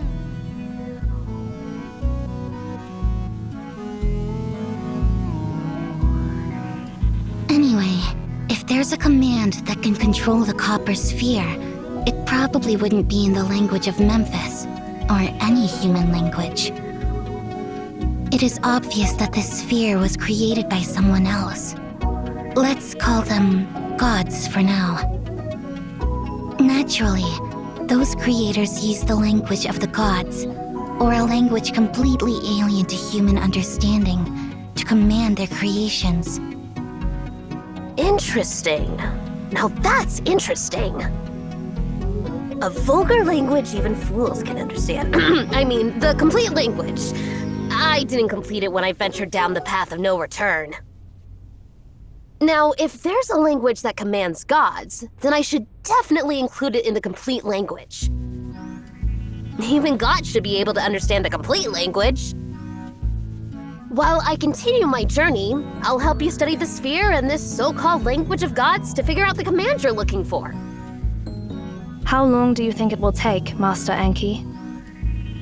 3 years should be enough. Since you can travel through time, meet me in this sector 3 years from now.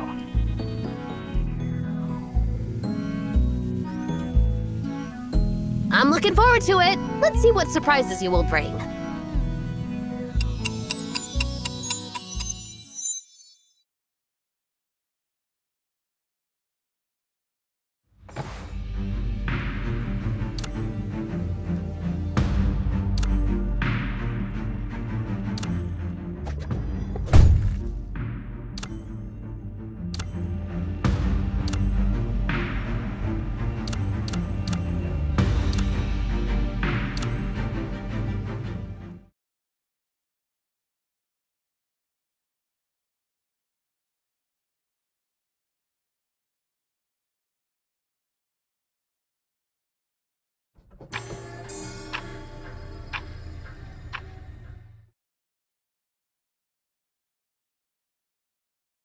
That's it?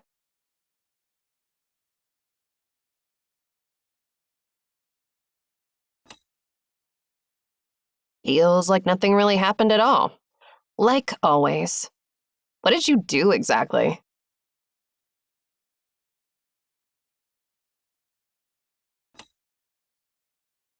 Do you have the slightest idea who you're talking to? Never mind. Report in, Zero. Working on it. Something seems to have appeared on the desk.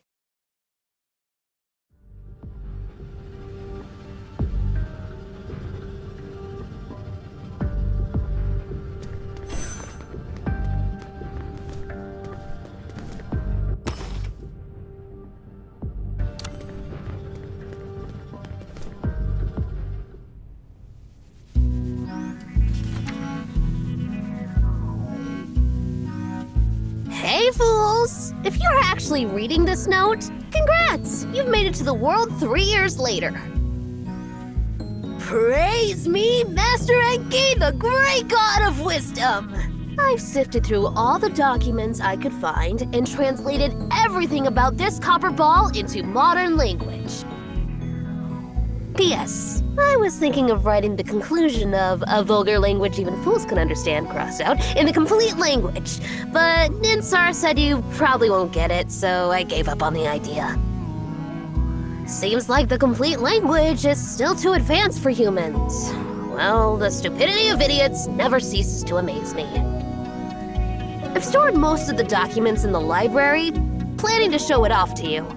But then I realized it's not worth showing off at all. Displaying knowledge that even morons can comprehend is just plain boring. And who knows if you'll even find that sector after 3 years, so I just tossed it somewhere along the way. Anyway, there are 5 documents in total.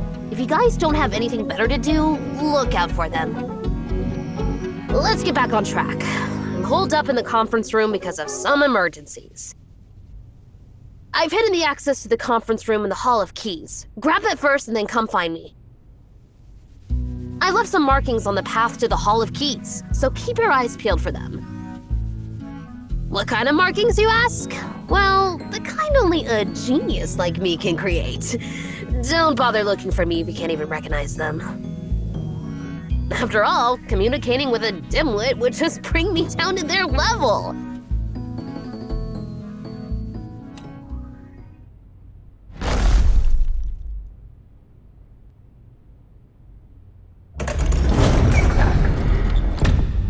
If I catch that pesky brat, I'll give him a beating he won't forget.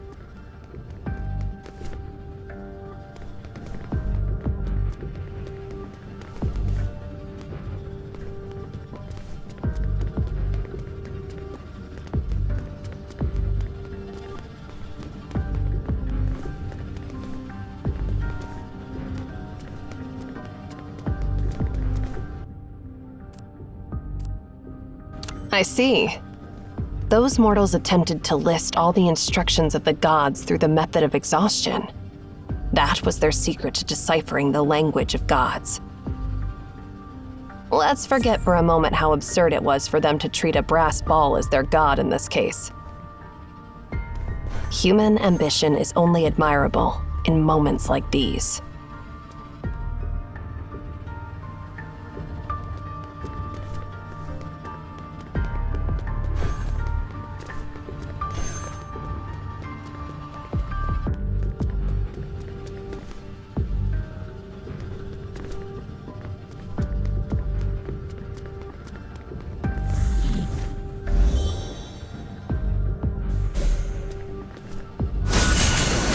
Why is this area in shambles? Is it abandoned?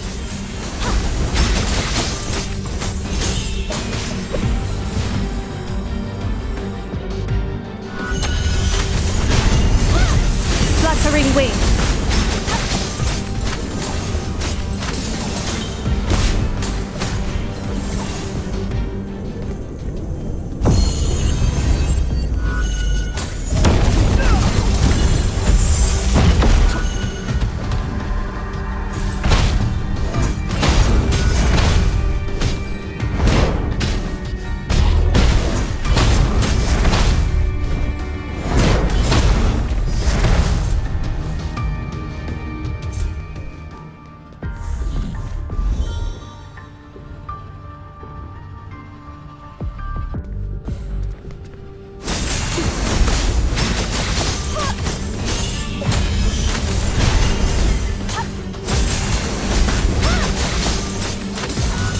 Ansu, end it all!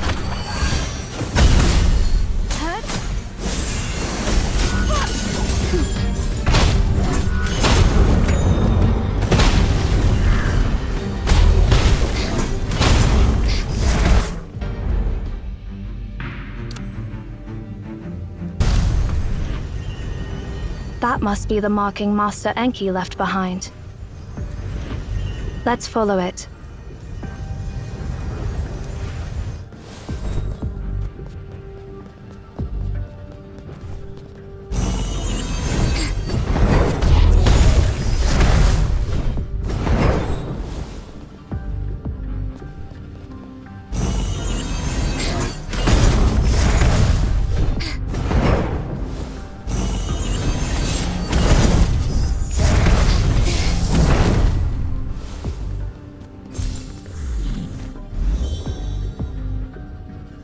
This must be the library Master Enki mentioned in his note. We should keep an eye out for the documents that Master Enki mentioned.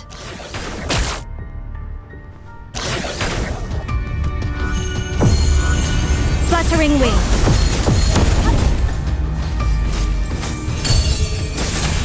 Fall.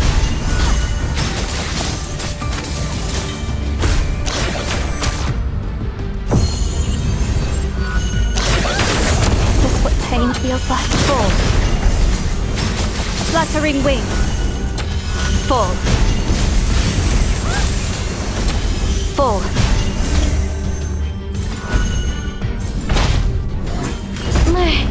Protect everyone.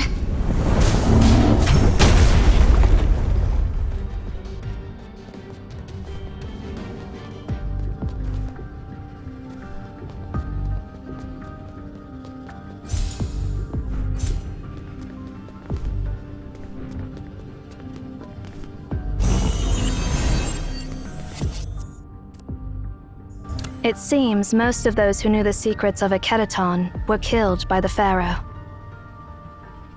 No wonder nothing related to Aten has survived to this day. Once people obtain great power, it's common for them to seek monopolization.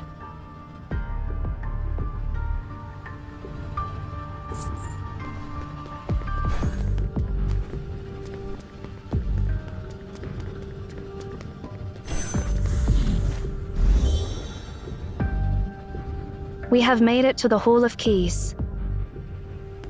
The access mentioned by Master Enki must be here.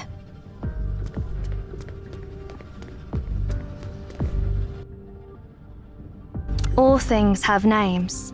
Names wield power, shaping their existence and binding their essence. What do you think?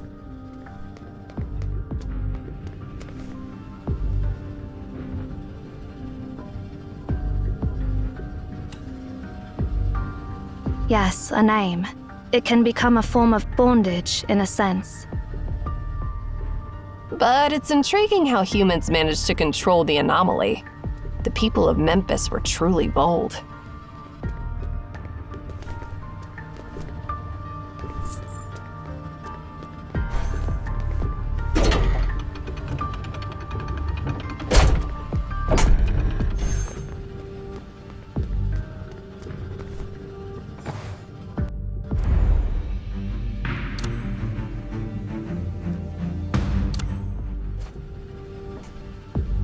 Speaking of that, why isn't that annoying brat waiting for us where we agreed? Is he trying to hide from something?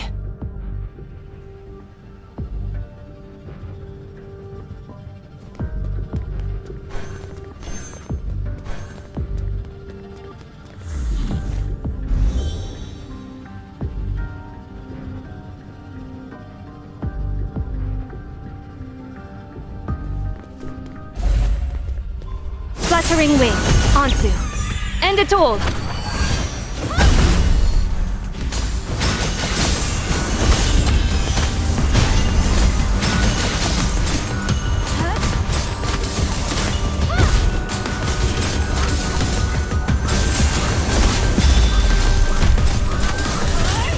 Complete insight.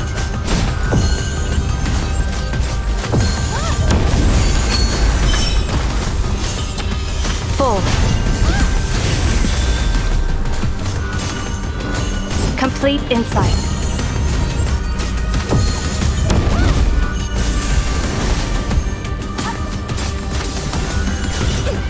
Complete insight. End it all.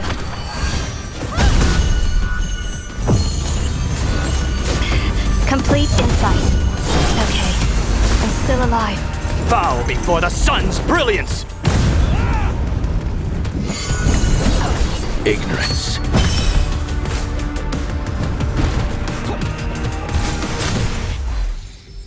The conference hall is just below.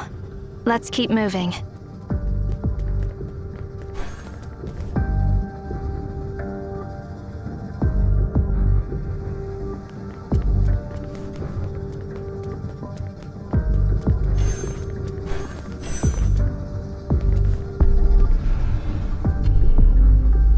Finally, we're almost at the conference room.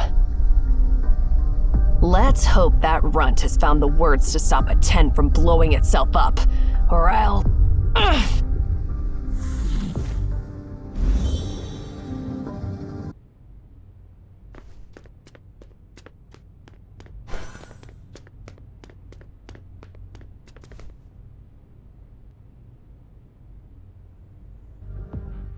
Hey there, fools from 3 years ago!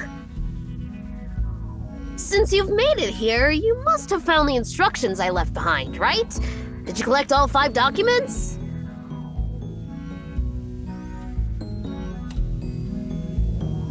Not bad. Even fools can gain wisdom through learning. Well, in any case, I gathered a lot of documents from the Memphian era and studied the light bulb thrown into the ant's nest.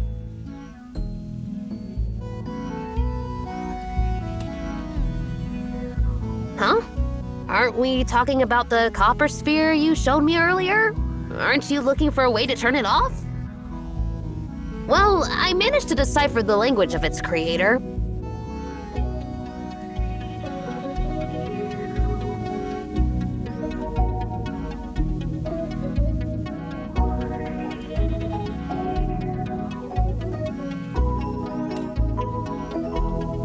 You can be quite flexible sometimes. You're starting to impress me.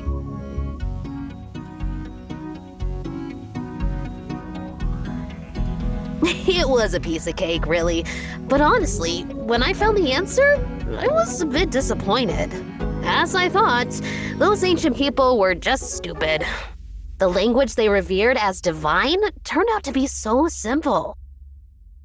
Well, let me... The only source of light at a kettaton was a metallic sphere that emanated light and heat non-stop, just like the sun.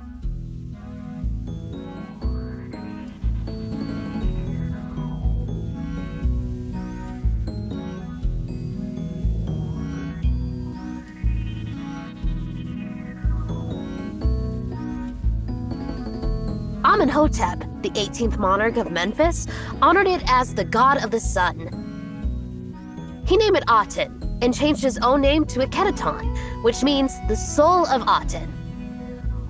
The so-called language of the gods recorded in the ancient Memphis documents can be easily understood by any math professor in our time, and even more so in your time. If you've been to school, you should understand its true nature. In the Memphian language, Aten is referred to Aten, where A stands for 0 and Ten stands for 1. In their literature, all prayers related to Aten consist of only these 2 syllables. Seriously, it's getting tiresome explaining something as simple as a language with 2 elements. What's it called again?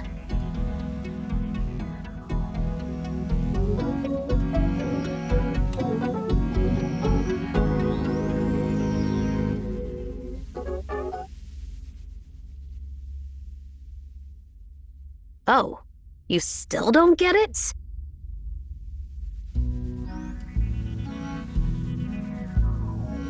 The language of the god?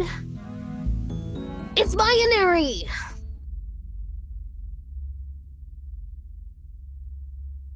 It's funny how millions of people worship the god of the sun, trying to please it with their prayers. But in reality, the god was waiting for them to give it commands. It responded not because it was happy, but because they happened to stumble upon the correct code. I've delved into your era over the past 3 years, of course, mostly with information provided by Ninsar. It makes me laugh whenever I think about Akhenaten's capital city. It must have been like a keyboard, with each prayer being a key. Countless people spent decades typing away, finally stumbling upon a few valid commands, which they carefully transcribed and preserved as oracles. They could have commanded the sun to rise, yet they knelt to pray to it. Is there anything more stupid than that? And to think that the prayers from thousands of years ago eventually became the cornerstone of human civilization! That's the greatest joke ever! Tragically, Pharaoh Akhenaten accidentally stumbled upon the last command, which turned out to be the self-destruction command for that copper sphere. So, yeah. Akhenaten got completely wiped out by the god's anger. That's the whole story of Akhenaten and Aten. I thought it'd take me 3 years to uncover the secrets of this language of the gods. Turns out, it only took me 3 days. No, at most 3 hours.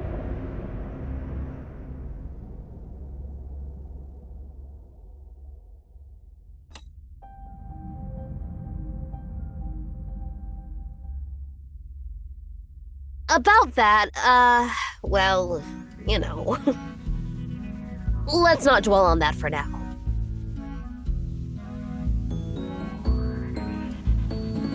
Don't try to change the subject, you little brat! Speaking of which, Master Anki, where's Lady Ninsar? Oh, right! Since I've given you so much information, it's time for a little favor in return.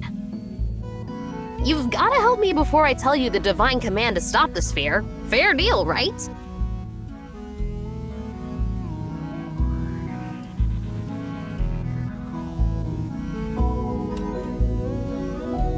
That's the attitude.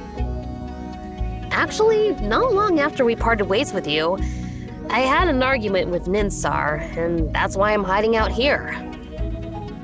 She's probably furious with me right now. What did you do? Well, I didn't really do anything. Here's the deal. Ninsar has a grumpy cat. So, I made a cat's cradle to keep it from bothering Ninsar ever again. Once you place the cat inside, it won't need to eat, drink, or defecate. And it won't shed hair. It'll just sleep peacefully all the time.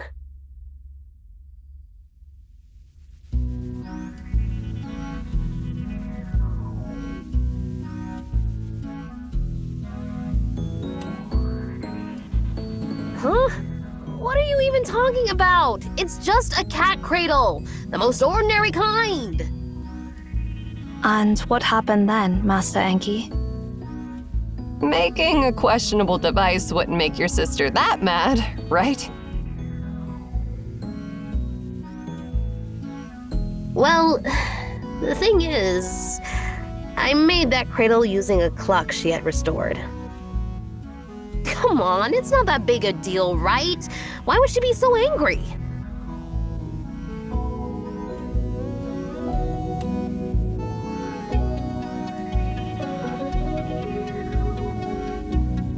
Master Enki, with all due respect, you really brought this upon yourself. Is it really that bad? Hey, you! Is it seriously that bad?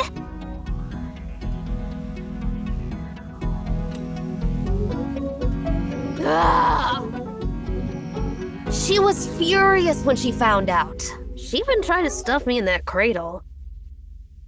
I managed to run away and ended up completely separated from her. Anyway, please help me out. I have no clue how to calm her down this time.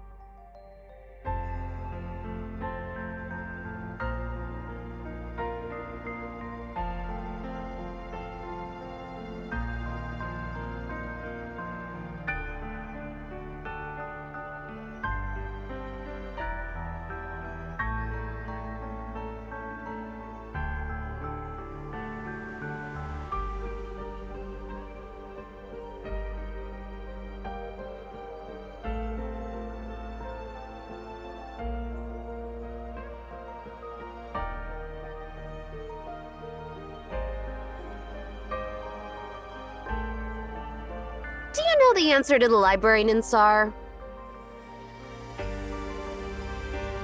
I believe I've answered that question many times. I keep asking this because not even you know the answer. You're being mean.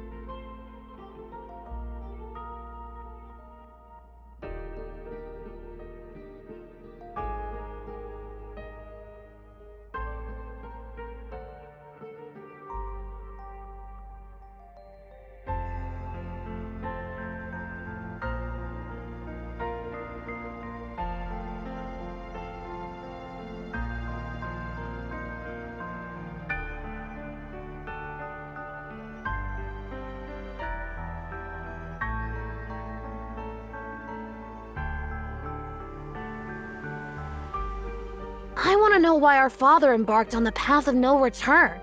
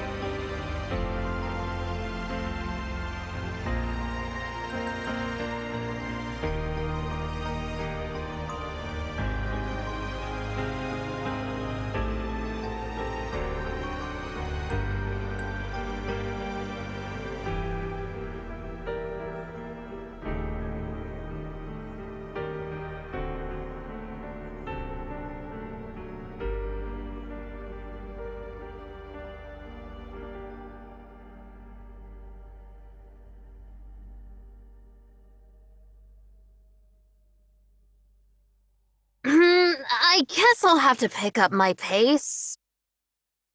Pick up your pace for what?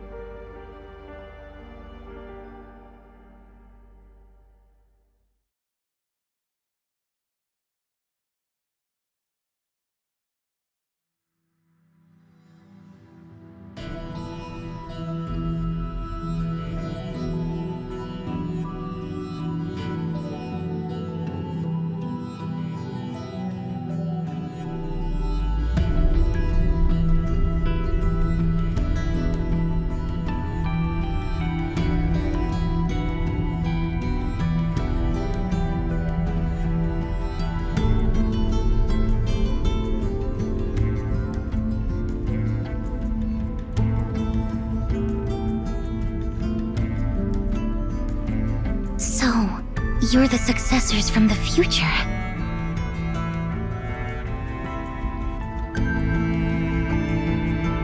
So, visitors from another sector. What are you seeking?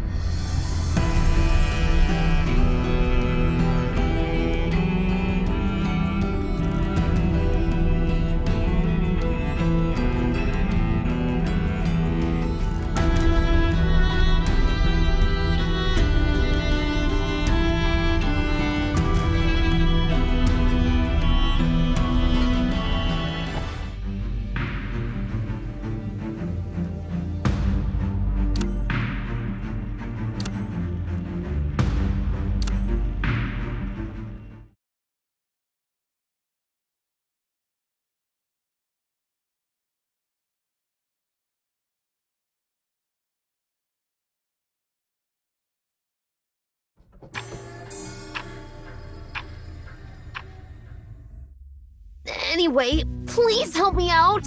I have no clue how to calm her down this time.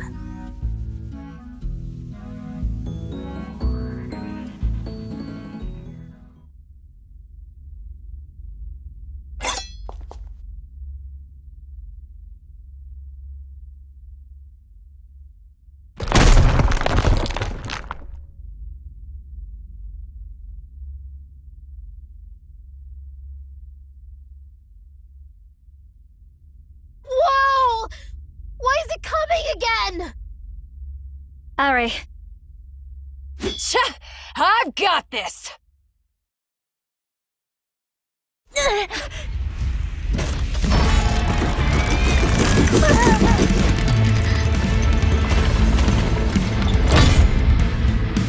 Hey, pesky brat! How am I supposed to make this monster stop? Attack the clockwork behind it! That powers the entire mechanism! is this what pain feels like?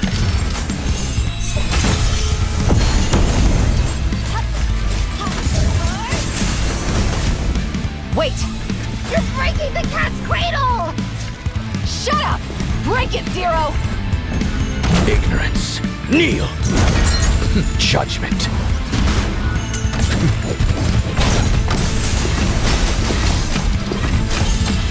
Fall. It's okay. I'm still alive.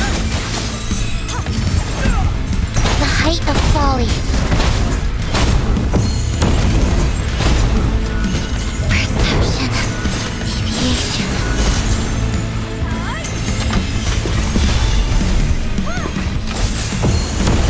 Fluttering wings. Complete insight.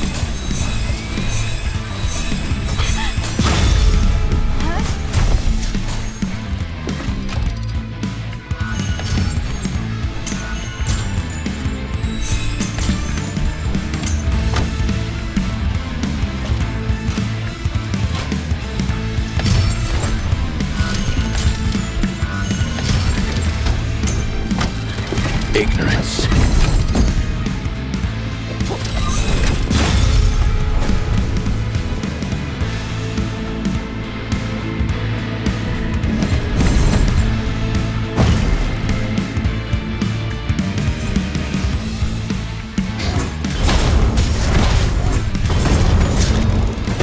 The height of folly.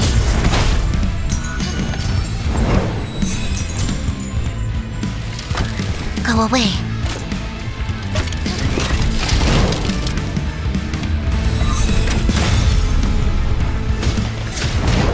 Ansu.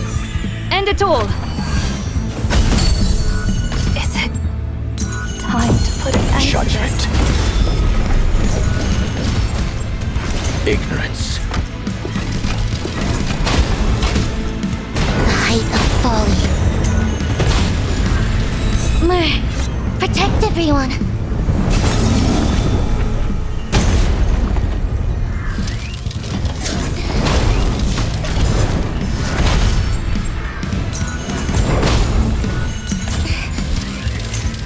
The height of folly.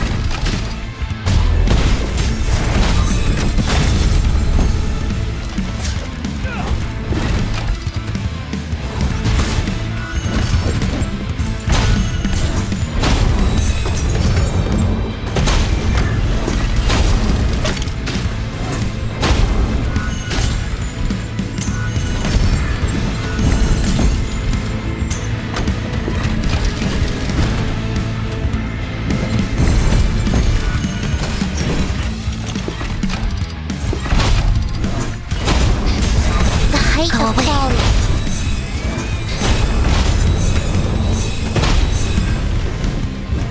Don't get any closer, Ari. Something is off about that clock. Go away. I don't need you reminding me, okay? So your cat's cradle here is equipped with a star annihilator?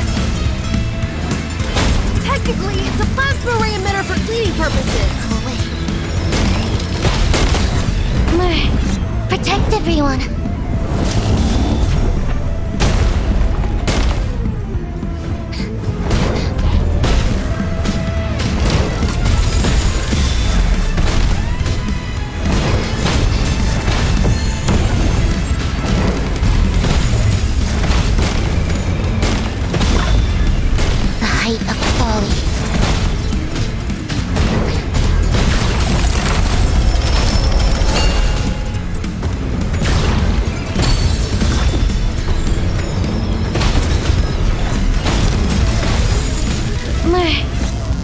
everyone!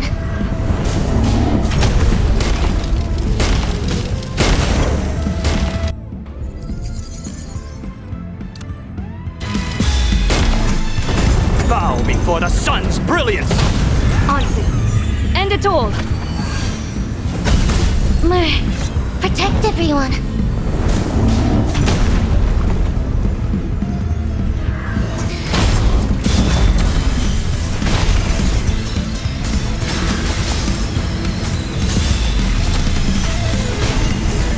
Wuthering Waves.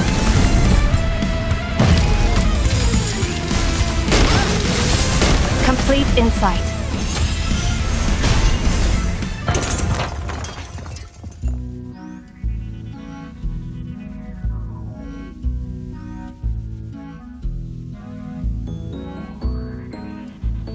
How ridiculous!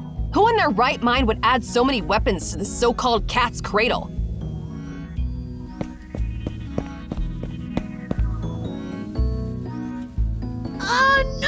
No! Why did you smash my cat's cradle? It's a gift I made for Ninsar. But why did you... this invention took me so much time! And you just... Huh?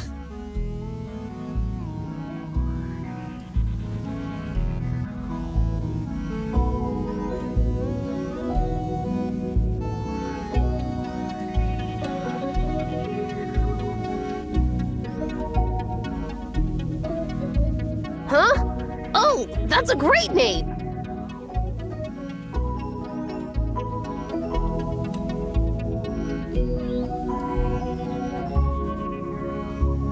Well, the point is, such an awesome name will never get used.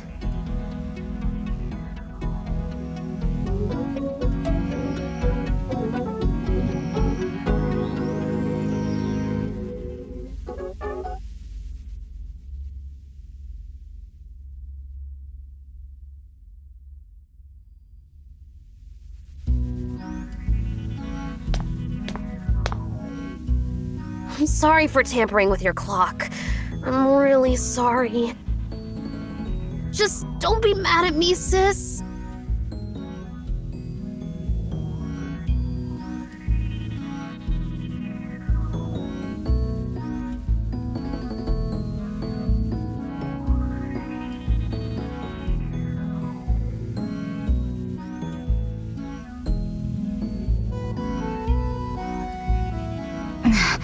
Never mind.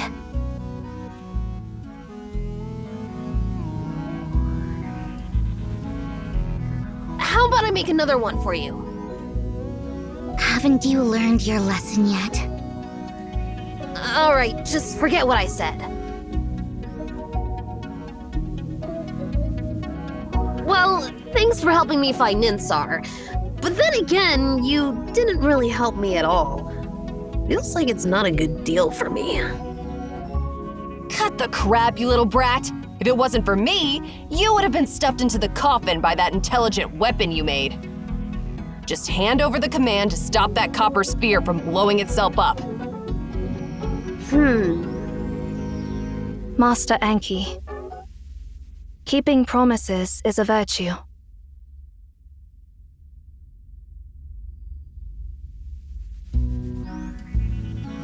I see. It seems my silly brother bragged to you about something he hasn't actually figured out. It's true that he figured out the grammar of the language of the gods without too much effort. But knowing the grammar and knowing the specific words are two different things. For the past 3 years, Enki has been trying relentlessly to decipher the command to stop Aten from self-destructing. Unfortunately, there are very few examples left in the ancient Memphis text, and he didn't have enough material for semantic and logical analysis. That's why the progress has been slow. Oh, yeah, that's what happened. There should be a complete list of Vatan's commands in this library. No, I mean, there has to be. But heck, how am I supposed to find that list in this mountain of books? Finding a particular leaf in a forest might be easier. Or maybe just give me more samples of Autumn's commands. If you want me to find the answer, you should at least tell me the full riddle, right? But what's left from the era of Memphis is either mutilated or too vague. In short, I don't know how to stop Autumn from blowing itself up.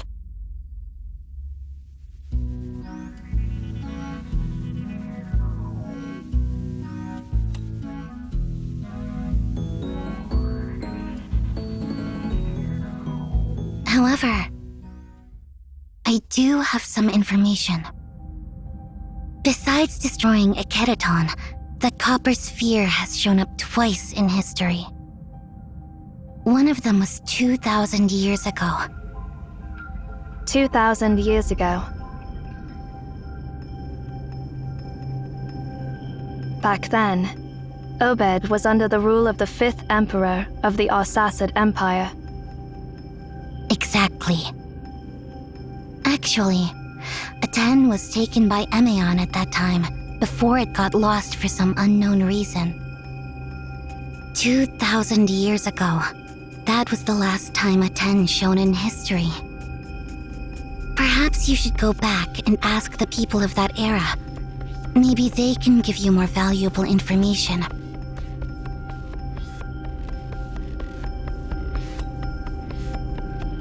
You're welcome. By the way, since you seem to have a deep understanding of antiquities, Master Ninsar,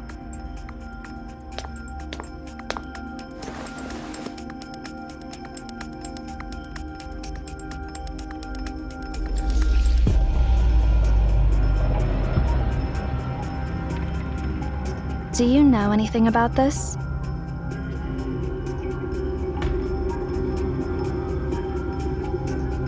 This belongs to Darius. Looks like you got caught up in some unexpected incidents before arriving here.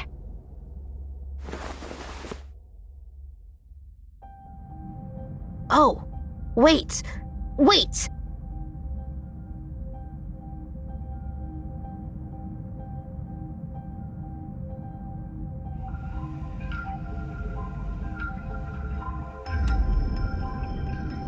Wait, are you being sarcastic? Ugh, forget it! I just remembered something.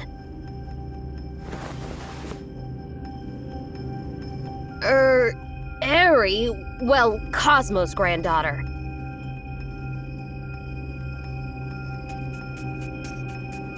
So, it was you from the future who asked Seer to come to me and get the command to stop Autumn, right?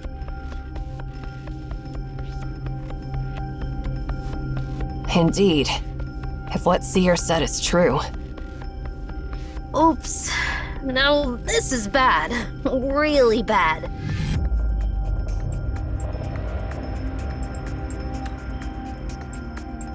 Haven't you realized it yet? I wouldn't have bothered investigating Autumn's divine words if it weren't for your arrival. You sparked my interest in this field. If I hadn't met you, how would I know anything about Autumn's divine words? Why would I have studied such a thing?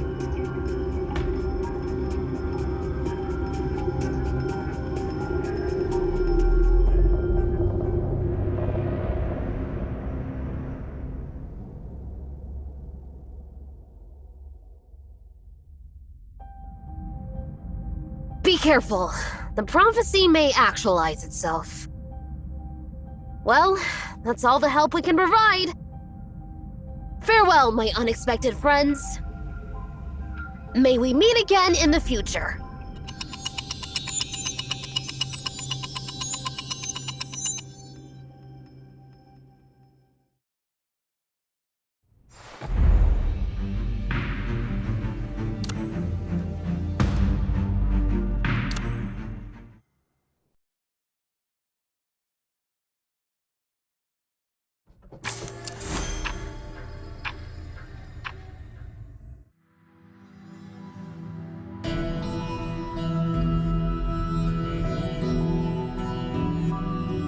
Aren't you sorry for letting them go?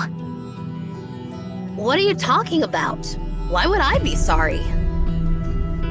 I'm talking about that seer. You actually want to study their inner workings, right? Can't believe you've actually held yourself back. Hey, I don't. I already examined Seer, and based on biological characteristics alone, there's no doubt the Seer is as human as us. As for deeper differences, they can't be studied simply through dissection. I don't want to ruin such a precious specimen. Cosmos is truly amazing to have found such an intriguing toy. It surpasses my imagination. I'll shower him with praise next time I see him. Yeah, I've been telling you for a while that your seemingly mediocre apprentice is anything but ordinary.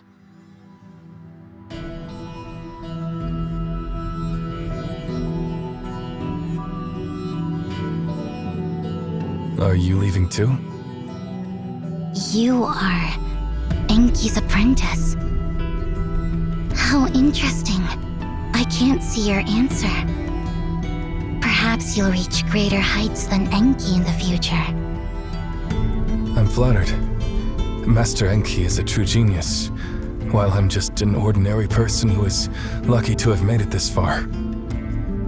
Not many admit their mediocrity. I don't think mediocrity is a derogatory term. A genius is like a lone bird, rejecting everything and having no place to rest. While mediocrity is like a tortoise, knowing its limits and moving towards a single goal. Eventually, the tortoise reaches greater heights. A mediocrity with sharp words. What a shame that Enki hasn't seen your true nature. You've hidden your brilliance well.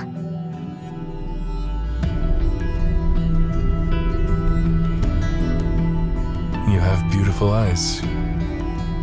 I believe they will reflect even more valuable things in the future. May your journey ahead be filled with endless surprises and magnificence.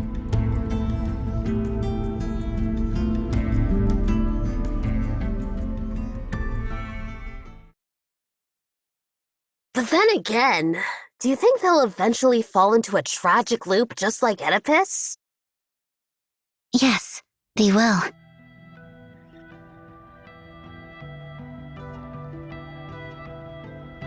Otherwise, they wouldn't have met us.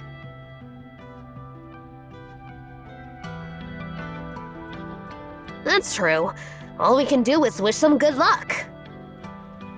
Well, that's not something we should be worried about. Yeah, you're right. But you know, it's not just Cosmos who's interesting. There's also that girl. The girl who has found the Tome of Ages? What path will she choose? I'm curious, Enki. Did you see the answer? Yeah, I did. But I don't know the process, as always. I don't know why, but this time, I have a feeling that maybe the process is more important than the answer itself. It's just they haven't realized it yet. Should we warn them? No, only the unknown brings anticipation. I don't want to spoil the fun. Mischievous, aren't you? Whatever you say.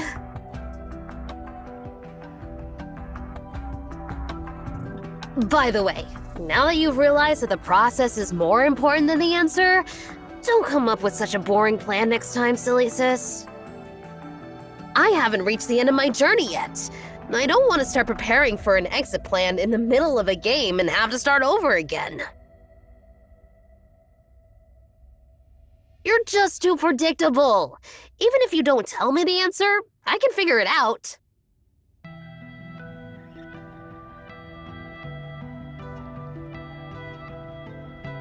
Remember, I've watched you both grow up. I can tell when something's up, even if you're trying to hide it.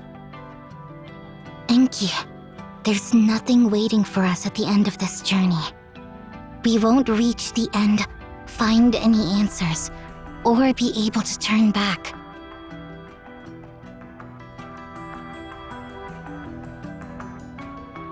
So what?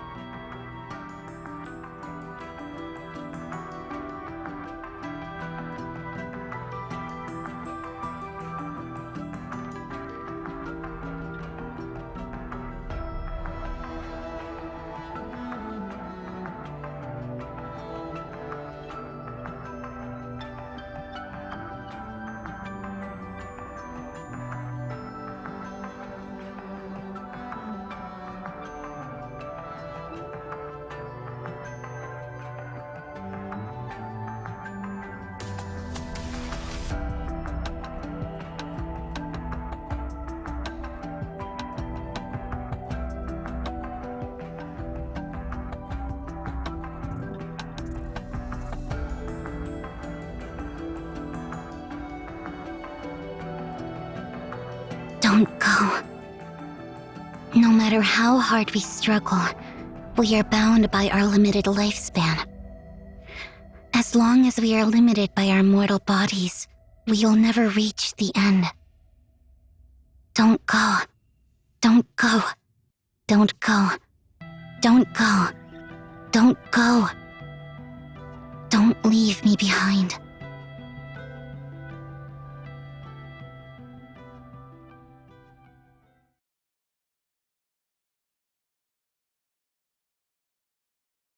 What are you waiting for?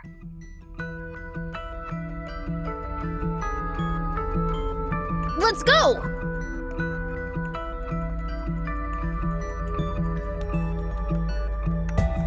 Can't you, for once, consider your true desire, silly sis? Out of everyone here, you're the one who wants to see the end the most, right?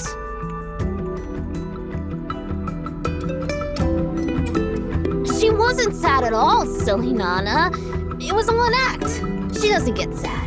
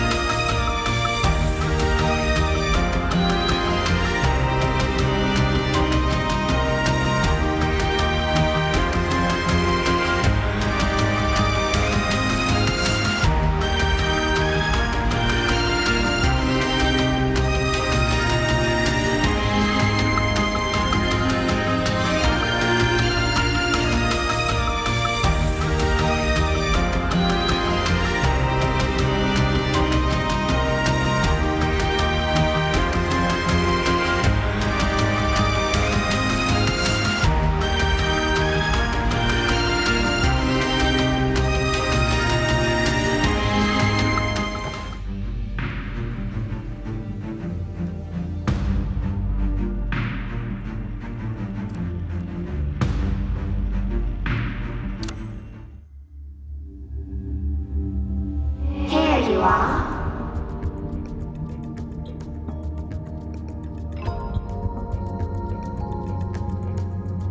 No need to ask.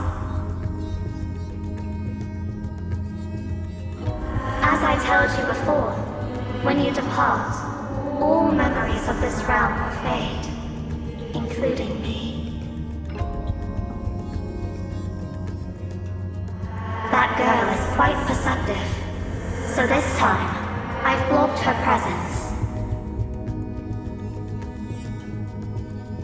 Don't divulge too much to her, and don't place too much trust in her at this moment. Even if everything is predetermined, I don't want any harm to befall you. Come, your journey awaits, filled with challenges and perils. Fear not, I'll forever protect you. I know where you're headed. It's the origin of all casual ties. I've adjusted your coordinates. Now you're free to embark whenever you choose.